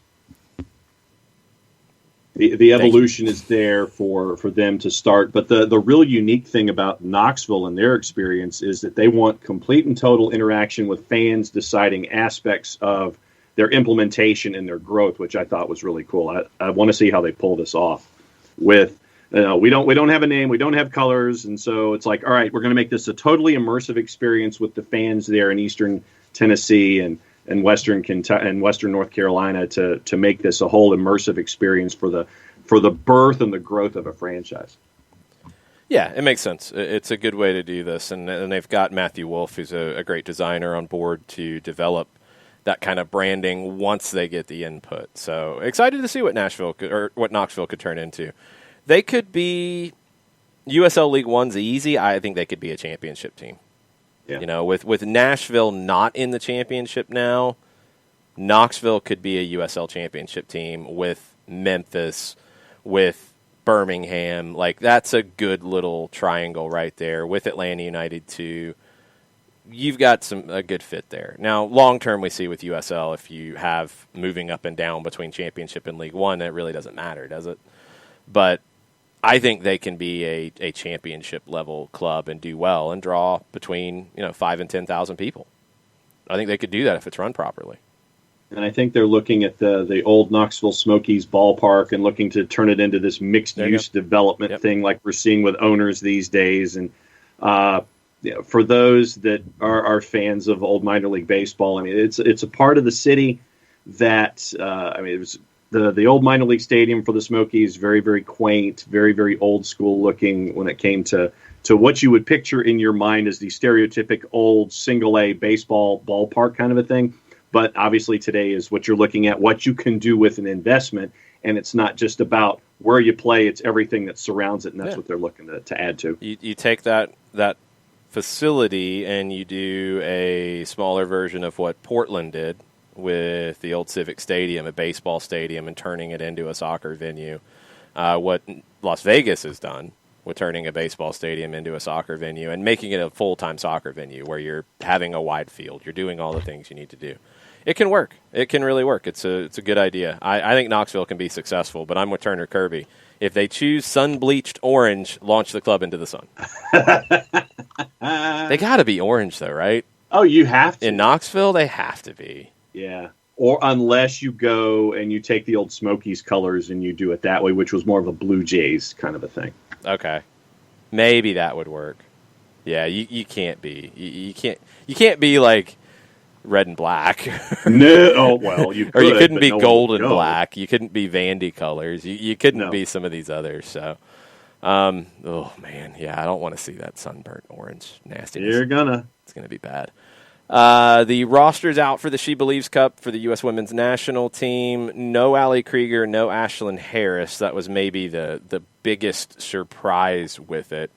No Tobin Heath. She is injured right now. Everything else makes sense. Training camp will start February 8th for the bulk of the roster. The England-based players are scheduled to arrive February 13th. Alana Cook is going to arrive between the 8th and the 13th, coming from France. I'm excited for it. I mean, the U.S. is the clear favorite in the tournament now, with a Brazil team that is rebuilding to a degree.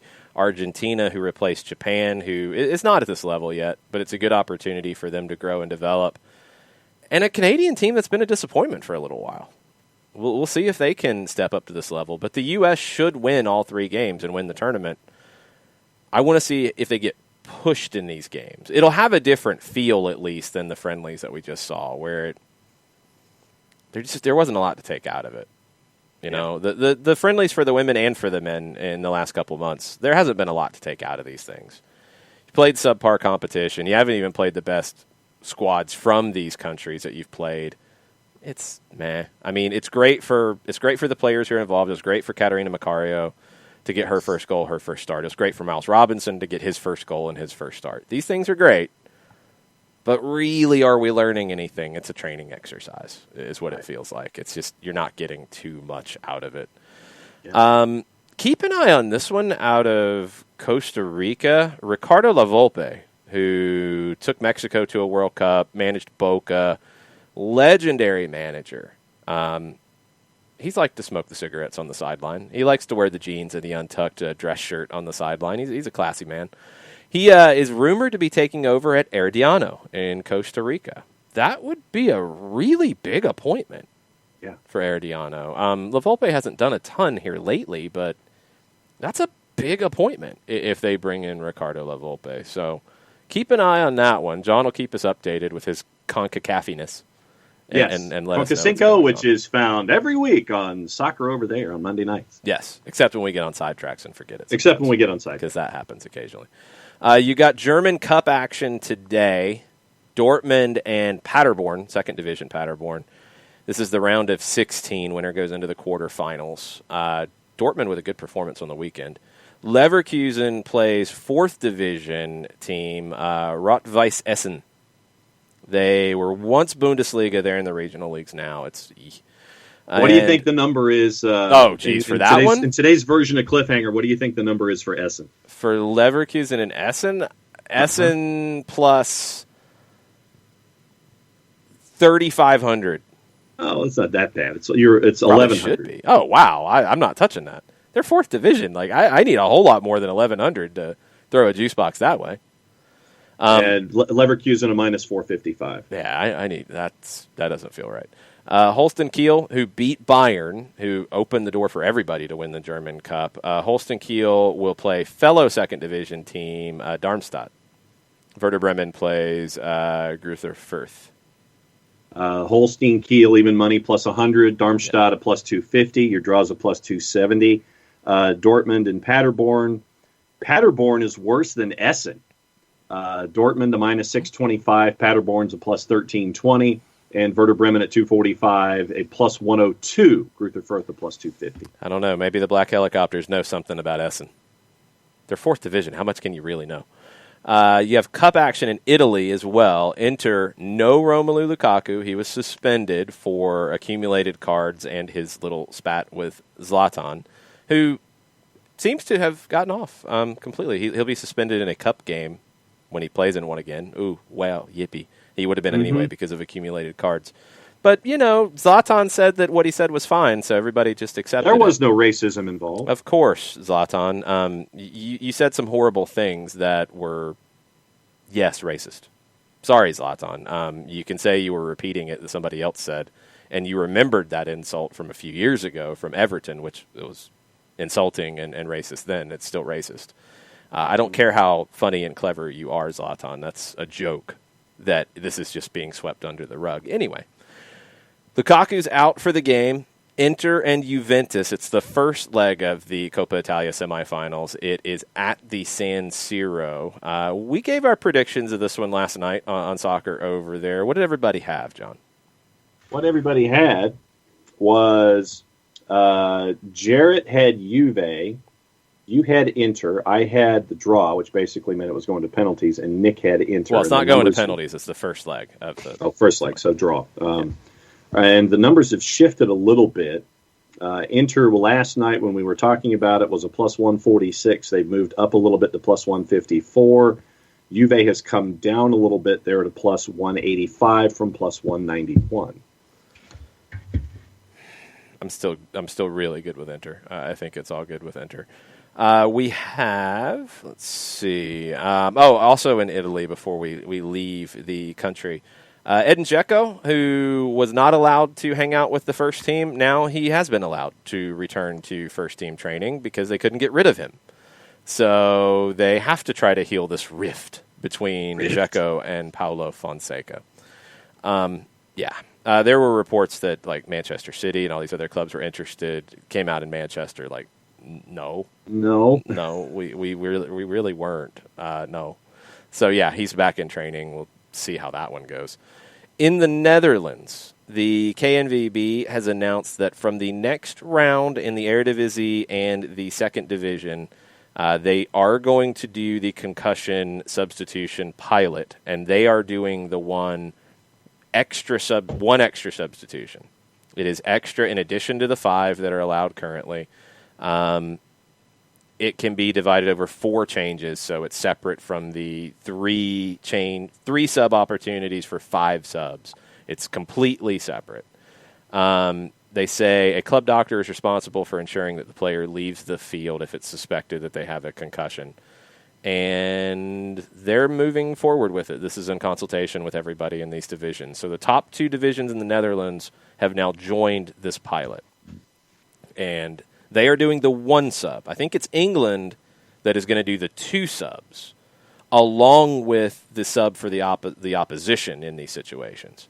Yeah. Then the Dutch release does not say that the opposition would get a substitution in this. So everybody's doing this pilot a little differently, which in some ways is good because you'll get a lot of different information that you can look at and make a decision on what the actual law change will be. But I want to see how this plays out everywhere. Yeah. So now we've got a few that are going to do it. The Club World Cup is going to do it. The FA Cup is going to allow it. The Premier League is going to allow it. I don't know was the EFL if they were going to allow it. I don't know if that's been announced yet.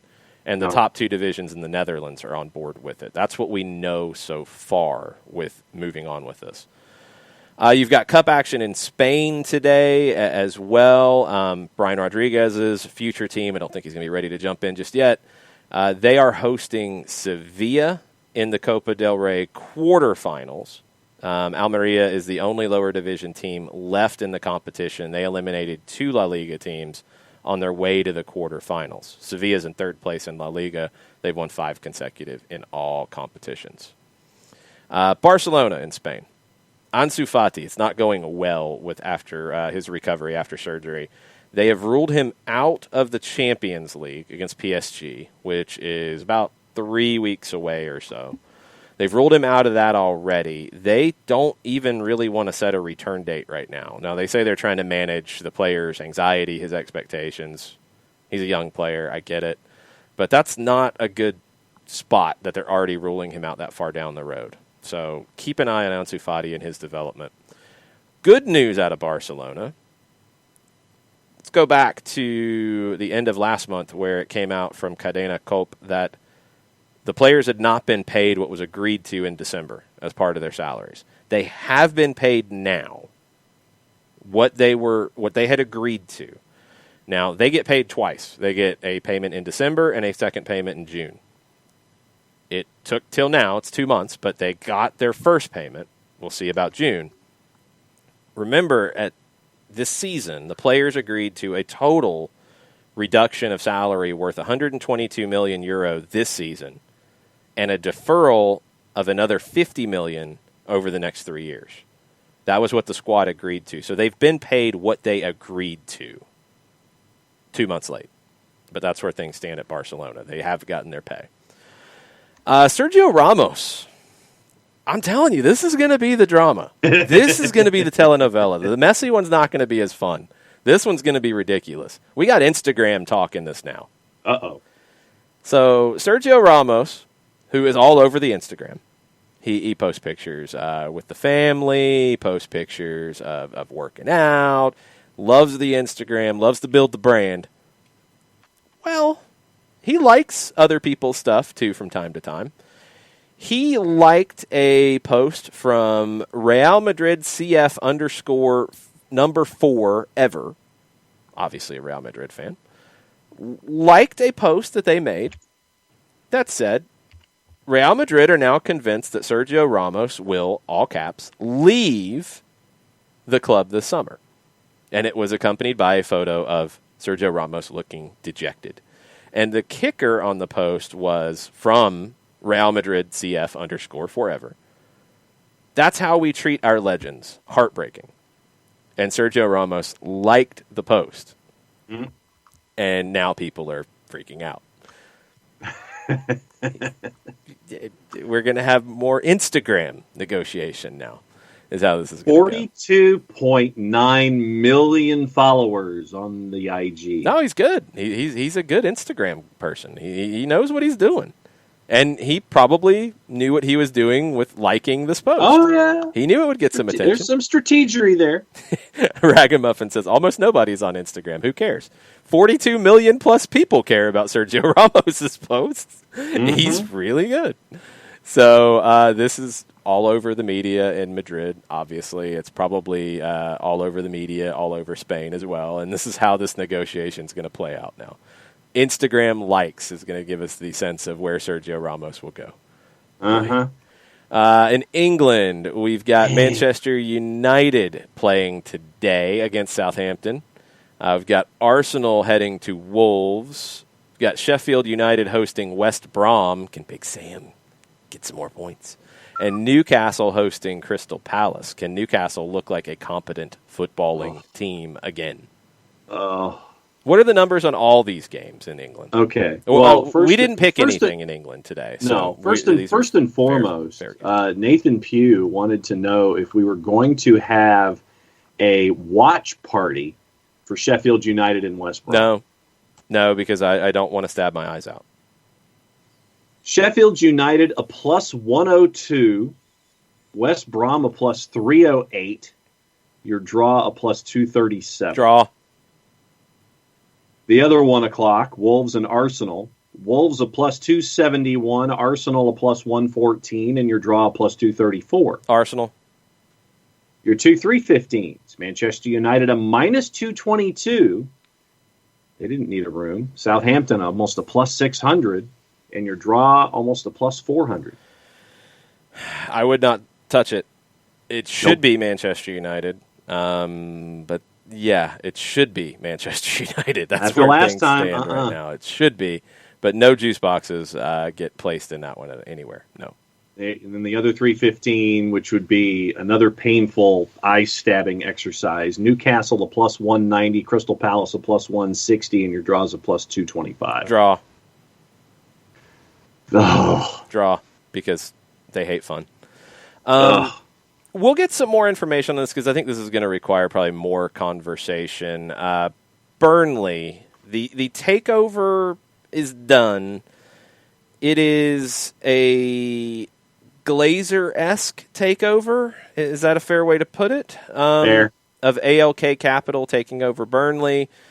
With the way it's been financed, now the debt has gone back on the team, and they're on paper in a worse position than they started with, which is not normally how these things should go.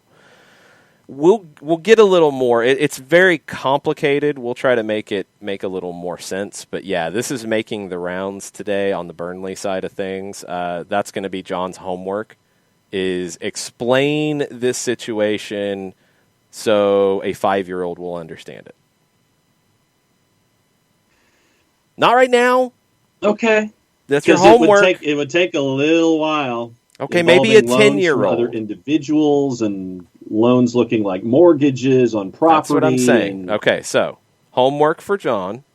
He is going to give us the equations that make sense in this Burnley takeover and explain it to us like we are 10 years old, because I do not. I understand the gist of it, but one, I don't know why England's still allowing people to do this, because it doesn't seem to make much sense. Yes. There was an incident with what was the incident with Tranmere this weekend? A player was sent off at the half of the match with Morecambe after an alleged homophobic slur was made inside the stadium. And I'm not going to repeat the word. No, but who made the slur? Morecambe's Jan Songo. Okay. And the slur was heard. Songo was sent off for using foul and abusive language. And the FA is looking into the matter. Tranmere is not commenting publicly, and they also said that they reiterate their firm belief there's no place for homophobia within football. Yeah. It just keeps happening more and more, or which is where I think we probably are, it's being discussed more and more. I don't think it's necessarily all of a sudden started happening more. Well, and more. with no fans and having the microphones and the nat sound there, it's more readily audible. There's easily more evidence in situations like this. I mean, Kick It Out does great work in England, but man, they're having a lot of work to do these days. And yeah, it needs to be talked about. When it happens, it needs to be talked about. It needs to be cleaned up. It needs to get kicked out of the game. It has to. We'll see how this one goes down. We'll keep you posted. Interesting one with another one of John's teams, which he has about 57 of them in the Football League. Just 4. You got 75. 4. 84. You've got Wimbledon, AFC Wimbledon. They appear to have... Oh, did they give you a card, or do you have to print something out? They gave you a certificate. You didn't have to print... Did you have to print that out? No, they mailed this to us. See, why is Swansea the cheap one? That's a Jason Levy and Mindy Kaling question, sir. It's not Mindy Kaling. She's not making up that decision. But no, this was the first one that I started having interest in. Okay. And for those watching on the Twitch pitch, it is my certification that I'm a part of the Dons Trust right here. Okay. Well, your Dons have a very interesting situation here. They do not have a manager. No. When you lose to the team that you don't mention by name, the guy deserves to be fired. Yes, the MK Dons, for those of you who do not follow and don't understand that reference. They fired Glenn Hodges. The short list includes former Blackpool manager Ian Holloway, would be entertaining. Sacked Fleetwood boss Joey Barton. Would be entertaining. It'd be something. Ex-England defender Sol Campbell, which I don't know where that one would go. I don't know what his managerial chops are at the moment. Alan Pardew has made it clear that he would be interested, even though he's working in Bulgaria at the moment. But he's like, "Yeah, I'm here. I'm willing to take the job." Alan, nobody asked you. Yes. Sorry, this is a Wendy's. But they are also considering Emma Hayes, which Emma Hayes, currently in charge of FA Women's Super League side Chelsea, would become the first woman in history to take charge of a men's football league side if she were to get the job. We talked about Jill Ellis coming up with DC, and I hope that my take on that was clear and that it had nothing to do with Jill Ellis being a female. It had to do with her lack of club experience. Emma Hayes has a lot of club experience and a lot of great club experience and has been very, very successful at the club level as a manager. She should absolutely get this opportunity, and she's a better option than Joey Barton, and she's a better option than Alan Pardew, and You want to discuss Sol Campbell and Ian Holloway? Okay, that's fine. Ian Holloway, how many opportunities is he going to keep getting? 36. I would think they should be looking at Sol Campbell and Emma Hayes. And I would give it to Emma Hayes because of the experience. 100%. Be bold. Her teams have played good football. Her teams have not just been great talent and that's it. Her teams have played good soccer. She's done a good job at the club level. This is at the club level. Give her the opportunity. I'd like to see it. Absolutely. She's got to go and do the interview. She's got to win them over. All that's still got to happen. You don't just give a job because it'd be good PR. And this would be good and bad PR because there would be people in England who would say, oh, blah, blah, blah, blah, blah. You can't do that. That's not right. Blah, blah. It's never going to work. You'd get that. But this would be a bold move, and she's ready for it because of what she's done at the club level. So I would love to see it. Domer says, and Domer's a Chelsea fan if you do not know. Domer says, great tactics, awesome soccer knowledge. She's done everything at the club level that would set her up for this job. It's not the Jill Ellis situation. Jill Ellis did not play at the club level. She has not managed at the club level. That would have been a very different conversation about her going to D.C. This is not that. It's ready. It's ready for her to get this opportunity. So we'll see if Wimbledon is bold enough to do it. Breaking news sounder, please. Okay. Hold on. I was not ready for that.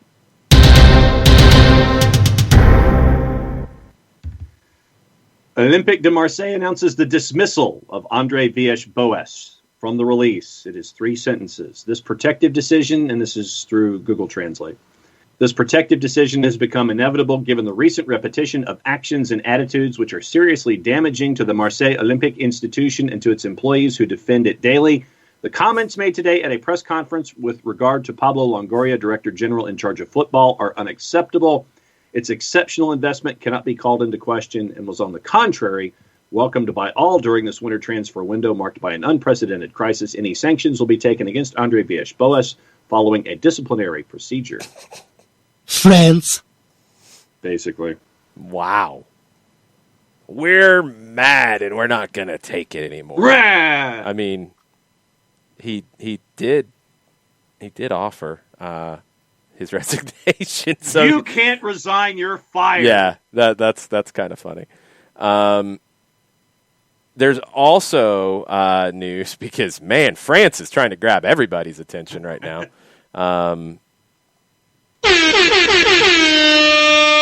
Per RMC Sport, PSG and Neymar have reached a 4-year contract extension. When you're trying to negotiate TV rights, it helps to have a guy like Neymar locked up for the next 4 years. That's pretty good timing. Did Liga go to PSG and say, look, get it done. I don't care. We'll give you money in the back end in an envelope, in a paper bag at McDonald's if we have to. Whatever it takes. Get Neymar under contract. Please. It's some of the old Tennessee staff to help out. Yes, that's where they are now. They're over there making sure that Liga funnels the money to PSG so they can pay Neymar. Neymar's it's Liga Uber Eats, so the Uber Eats comes with an extra bag for Neymar. Yes, a big one with a lot of cash in it. That's where Royale with cheese. Geez, that's Royale, all right. So France, at this point, we've got Marseille, who he is somewhere between fired, suspended. He's going through a disciplinary process with Andre Villas-Boas after he said, I want to leave. We've got Neymar under a new 4-year deal at PSG, and we've got no TV rights money coming in, and they didn't hit their minimums on their bidding process. Good times in France. You want to hit Stevie one more time just to lay it all out for us? Sure. France. Yes, that's about right. It's pretty bad. But the Neymar thing is good news. So maybe it's turning into pretty good, except for Marseille. And the TV rights deal. Well, now that might change. Now that they can go back and say, "Hey guys, we got Neymar locked up, and we're going to go get Messi." We can't guarantee that. Don't hold that to us. But we're gonna go Hey, get you Messi. know, it's a shiny object. Hey, Messi. And Neymar. if we can't, and it was Stewie, not Stevie, by the way. Stewie, I knew you. what you meant, but you're getting Yes. called out. As I should. I don't watch Family Guy. I watch Family Ties, not Family Guy. Oh wow, that's not even in the same ballpark. So okay, you need to clarify because your reporting was incorrect according to what I'm reading because it's down to the legal situation with Marseille. He has not been fired. He has been suspended. Okay. They have not accepted his resignation. He is suspended, so they reserve the right to engage in disciplinary proceedings against him. They might, because again, this is France, and they really seem to screw these things up. If they go down the disciplinary proceeding route, instead of just saying, "Oh, you just want to leave. Okay, bye," and not having to pay him anymore, they go down the disciplinary proceedings thing. If they don't handle that correctly, they might have to pay him. Yes. Just let him walk. Like, what are you doing, He wanted Marseille? to go. He doesn't want any money. He said he doesn't want any money. Just let him walk. This could get really stupid. If Marseille blows this, I mean, come on. Like, just let him walk. Why? Don't suspend him. Just say, "Yeah, bye. We'll see you later. Have fun." Gah. Dumbness. Uh-huh. So, dumbness in Marseille, again. Neymar under a new 4-year deal at PSG. That might help get a Lionel Messi to your team because they're good buddies. They share the WhatsApp. And you are still working on a TV deal that if you don't get money coming in could be catastrophic. That's a fun time in France in the game. Oh, little Stevie. He's right there. Stewie. Stewie. All right, so you want me to go through? Yes, thank you. Twitters this morning. Yes. Bartimus Prime has an article up on soccerdownhere.net. Yes. Miles Robinson and the USMNT win over Trinidad. So go read Bart's stuff first and foremost. Tafka, when we talked about Adam John, he said, "John was a great professional, appreciate him coming in, but any minutes he would or could get really ought to go to Jackson Conway. He offers the same size to challenge for headers, but is generally far more dangerous with the ball at his feet, in my opinion." Yeah, different kind of player. He gives you some of what Adam John gave you, but he gives you different things. It's not exactly a like for like, but yeah, you've signed a young player now. It's not so much that John's minutes should go to Conway just because now you've got Lopez in that mix too. But with Lopez in the mix, with Conway in the mix now, you didn't need Adam John. You're able to waive him. Hopefully he finds a spot where he's in a good spot for 21 that works for him, and everybody wins in the scenario. But, yeah, you didn't get a chance to see what I think he was intended to be, which would have been a late-game substitute when you are looking to play direct, when the game has changed and you need a big striker up there to knock the ball down. Didn't really get to see that very much. And I thought he looked his best in those kinds of situations with Atlanta United, but ultimately not the right fit. Lopez and Conway are better fits. And Tafka, when we were talking about the league, says a month or so ago he thought that MLS should delay the season, seek short-term loans for players as a way of avoiding expenses while fans still can't attend. Seems they listened to me. No, we talked about this. I mean, in a short term, sure, and a little bit of money, sure, but the league did not want to push the start back. The players did. You're not saving enough money for it to really be worthwhile with these loans. And I think more of these loans have other elements to them. The DK one with that kind of purchase option, the Morris one with the purchase option, the Areola one because he's going to an owner of both teams, the Castellanos one because he might not be a regular starter. Like, they have some different connotations to them. Does it guarantee those guys are going to play, even if you start a little bit later than the beginning of April? Yeah, it does. But I don't think that drove those decisions. I think that was a little bit more of a global situation. Yeah, he said it didn't have. He didn't. The comment didn't have anything to do with lockout issues. He thought it was really a matter of cutting some expense, keeping players sharp during the extended offseason, and creating a great trial run for other clubs to see MLS's quality. It'll help the market in future years. Yeah, it's a good fit for these situations for sure. It's definitely the right way to go, but where maybe it would have been more purchases in this window if things were normal, it's loans right now. It still works. It still can work. In some ways, maybe it gives more opportunity when things get closer to normal to see more of these loan opportunities, more of these try it before you buy it situations. Ezra Packham, no way to know for sure, but do you think that our front office will fill the third DP slot before the start of the season? If so, what position? Seems like most rumors have been for wingers. Maybe Barco could try playing as a 10 or a center attacking mid under Heinze. Okay, there's a multiple things here. You have 3 designated players right now. Ezequiel Barco, Joseph Martinez, and Marcelino Moreno. So these spots are filled. You could add another one if the right player becomes available and you buy down Marcelino Moreno. But you haven't bought him down yet because you don't waste the resources until you have the signing in place. That needs to be understood. 2, as I thank Uncle No Pockets for their subscription on Twitch. Thank you. We've had a few of those today, so thanks to everybody who is a subscriber, new and old. Number 2, the way the midfield generally works with Heinze in his past stops. Now, this could change because he's got a different group of players here. Generally, he doesn't play with like kind of an old school 10. It's more of 2 8s in front of a 6. Could Barco play there? Maybe.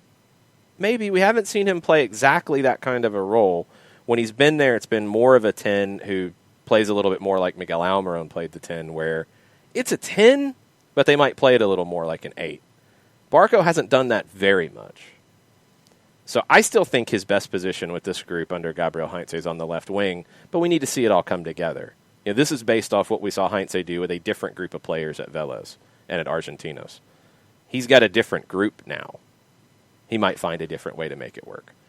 The international slot thing, as Matt Wagner says, that can get solved when it needs to get solved. There could be some green cards that come into play as well. It doesn't need to get solved until opening day. And even for some players, and I'd have to go back and look at the list, you can move things around with USL loans on a temporary to make sure you've got the right number of slots. Like you can manipulate it to a degree.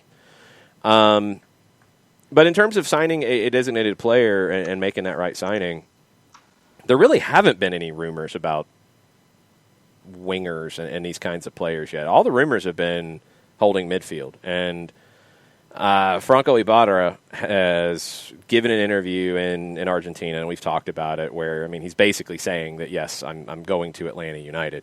That's not a designated player signing by any stretch. That's a holding midfield. I don't know if there is somebody out there that they're just going to go grab right now and then buy Moreno down.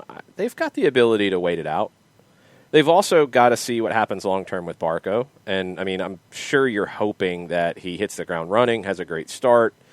Heinze gets the best out of him for a short-term amount of time, and then you make a transfer for him to go out because that's what he's going to want. That's what you brought him here for. And now the market's different. I don't know if you make as much as you would have before, but I don't think that prevents you from selling when the time is right. I think when the time is right, you'll do it. So that's all up in the air right now. And some of that's up in the air based off when the season starts. Some of that's up in the air. The better time to buy might be in the summer.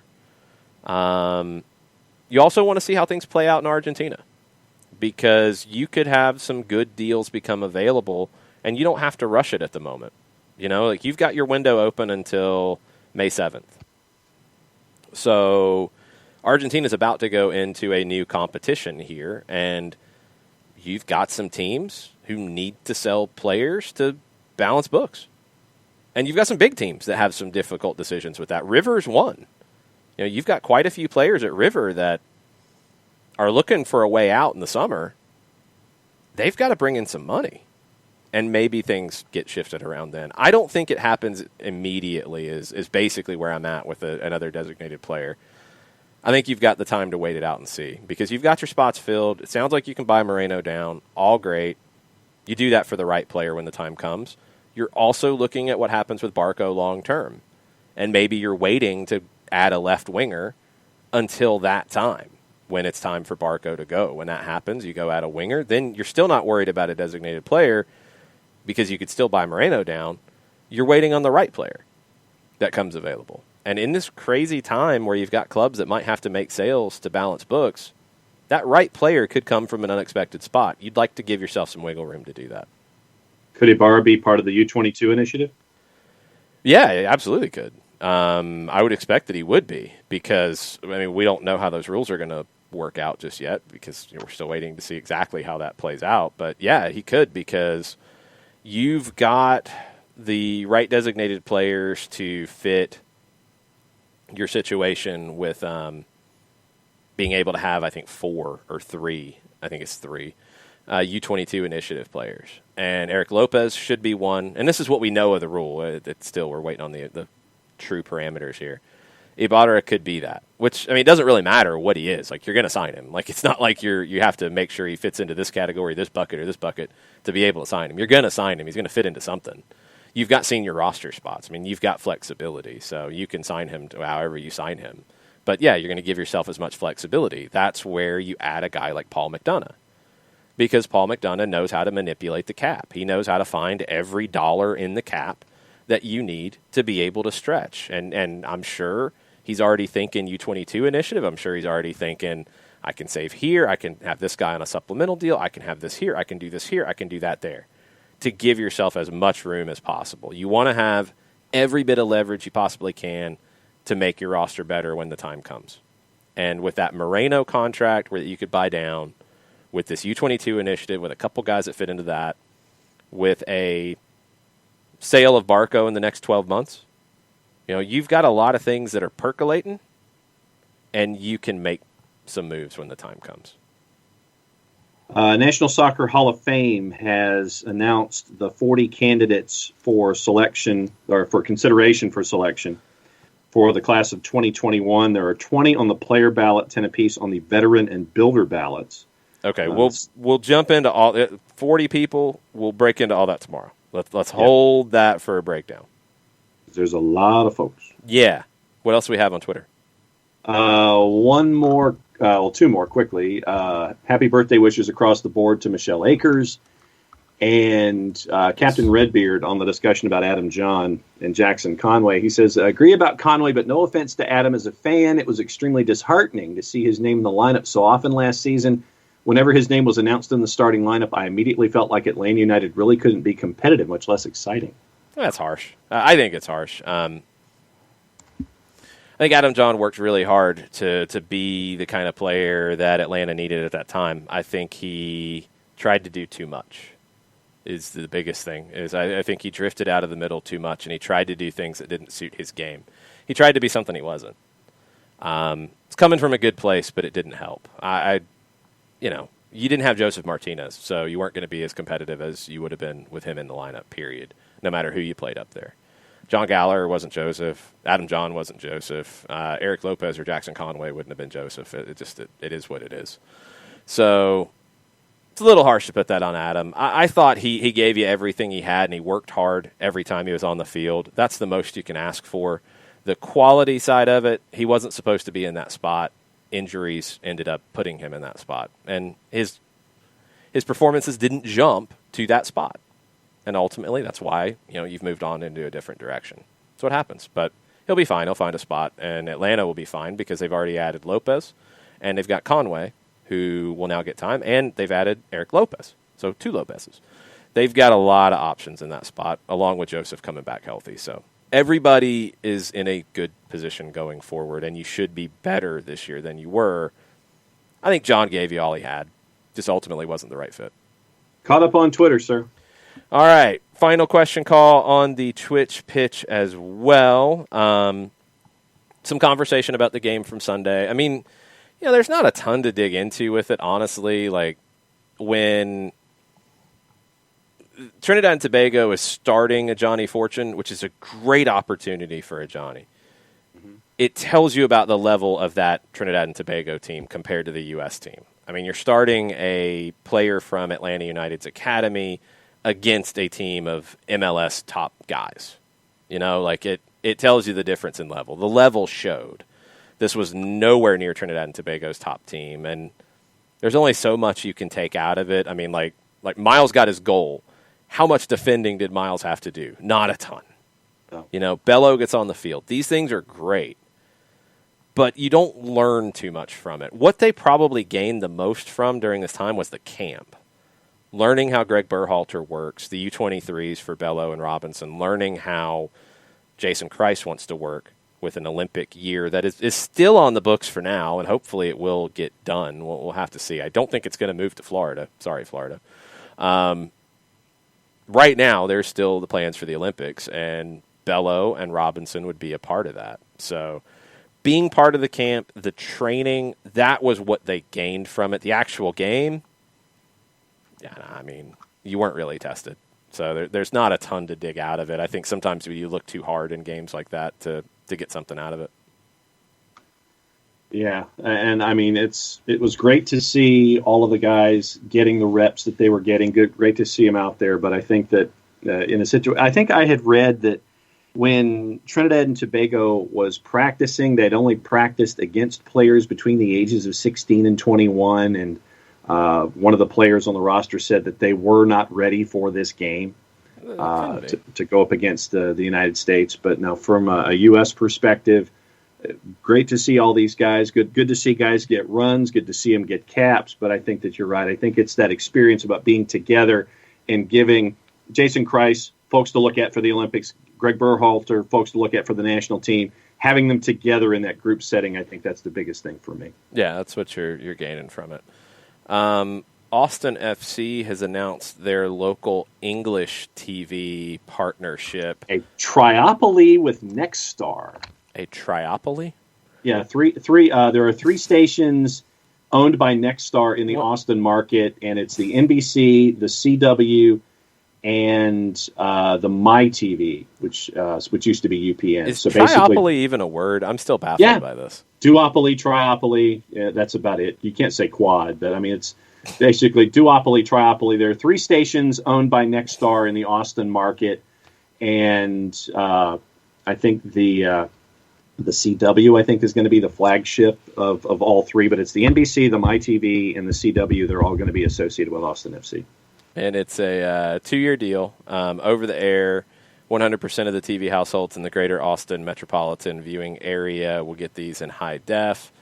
Adrian Healy of ESPN fame will be the play-by-play commentator, and he's also the executive director of broadcast and content. Big package, big deal. That's a good one for Austin. That's a good announcement. You know, with what happened with Flo and DC and Cincinnati, you see Austin come on the board and go straight to over the air. Yeah, and it's not easy to pull off. I mean, Austin's in a unique spot. They're the only pro team in town, so I think they have a different bargaining position than some others do. So they take advantage of it. Good deal. It's a very good deal. Matt Wagner asked about goalkeepers. He said, do you see Atlanta United getting a third for the senior team? Only 2 at the moment.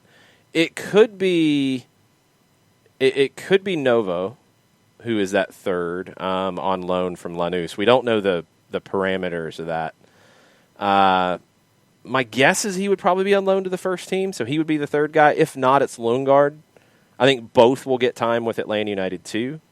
You know, I think a lot of times you're going to see Alec Can as the number 2 on the game day roster, and the third goalkeeper will be with the 2s. If we're in a normal situation with movement back and forth, because you're going to want both of them to play. You're especially going to want Novo to play if you're bringing him in to take a look, and you've got a purchase option on him. You're going to want to see him. And Lundgaard's a guy who can make that jump, I think, and can be an MLS goalkeeper. So you want to see him. They got to play with the 2s some. Yeah. So my guess is it would be Novo and Lundgaard stays on the 2s contract, but whoever the number 3 is going to play for the 2s. Yeah. Not only, but they'll be on some game day rosters potentially, but they're going to play for the 2s, I would assume. Joe Boss says, how can quadopoly not be a word? Oh, I'm sure it is in the sense of quad, quint, sextopoly, centopoly. I imagine it is. It's probably just not one that's used a whole lot. El Mataflo throws oligopoly into it. Yes. Of the few, that is correct. Mazzano saying you should be using the word trio, not a triopoly. I was using the TV term.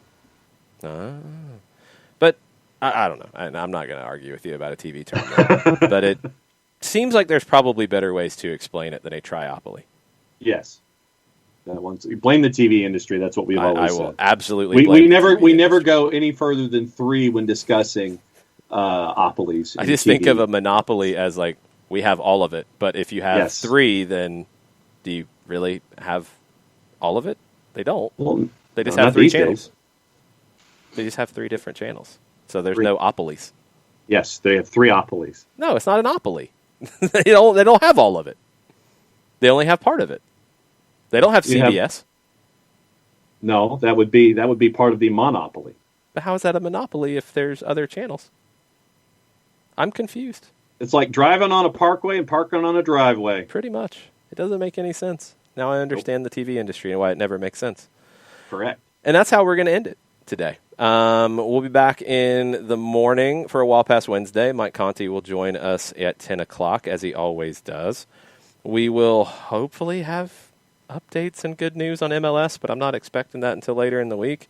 We'll see what else we hear about Marseille, and I'm quitting. No, you're suspended. No, we're going to put you through a disciplinary process. Oh, please don't do that where you have to pay me out when I win the disciplinary process because you didn't follow the contract that we had. Please don't do that. I'll just leave on my own. No, you can't leave on your own. We're going to make you be disciplined. You'll leave when we say you're leaving. Yeah, I mean, come on. It's stupid. We'll see if France has TV at the end of it in a triopoly or a duopoly or an oligopoly or any kind of opoly, a quadopoly. They'll make up their own thing. We'll see what France has, and we'll see where the rest of it goes. But we'll talk about all that tomorrow. Enjoy the rest of your day. Mucho platio. Mucho platio.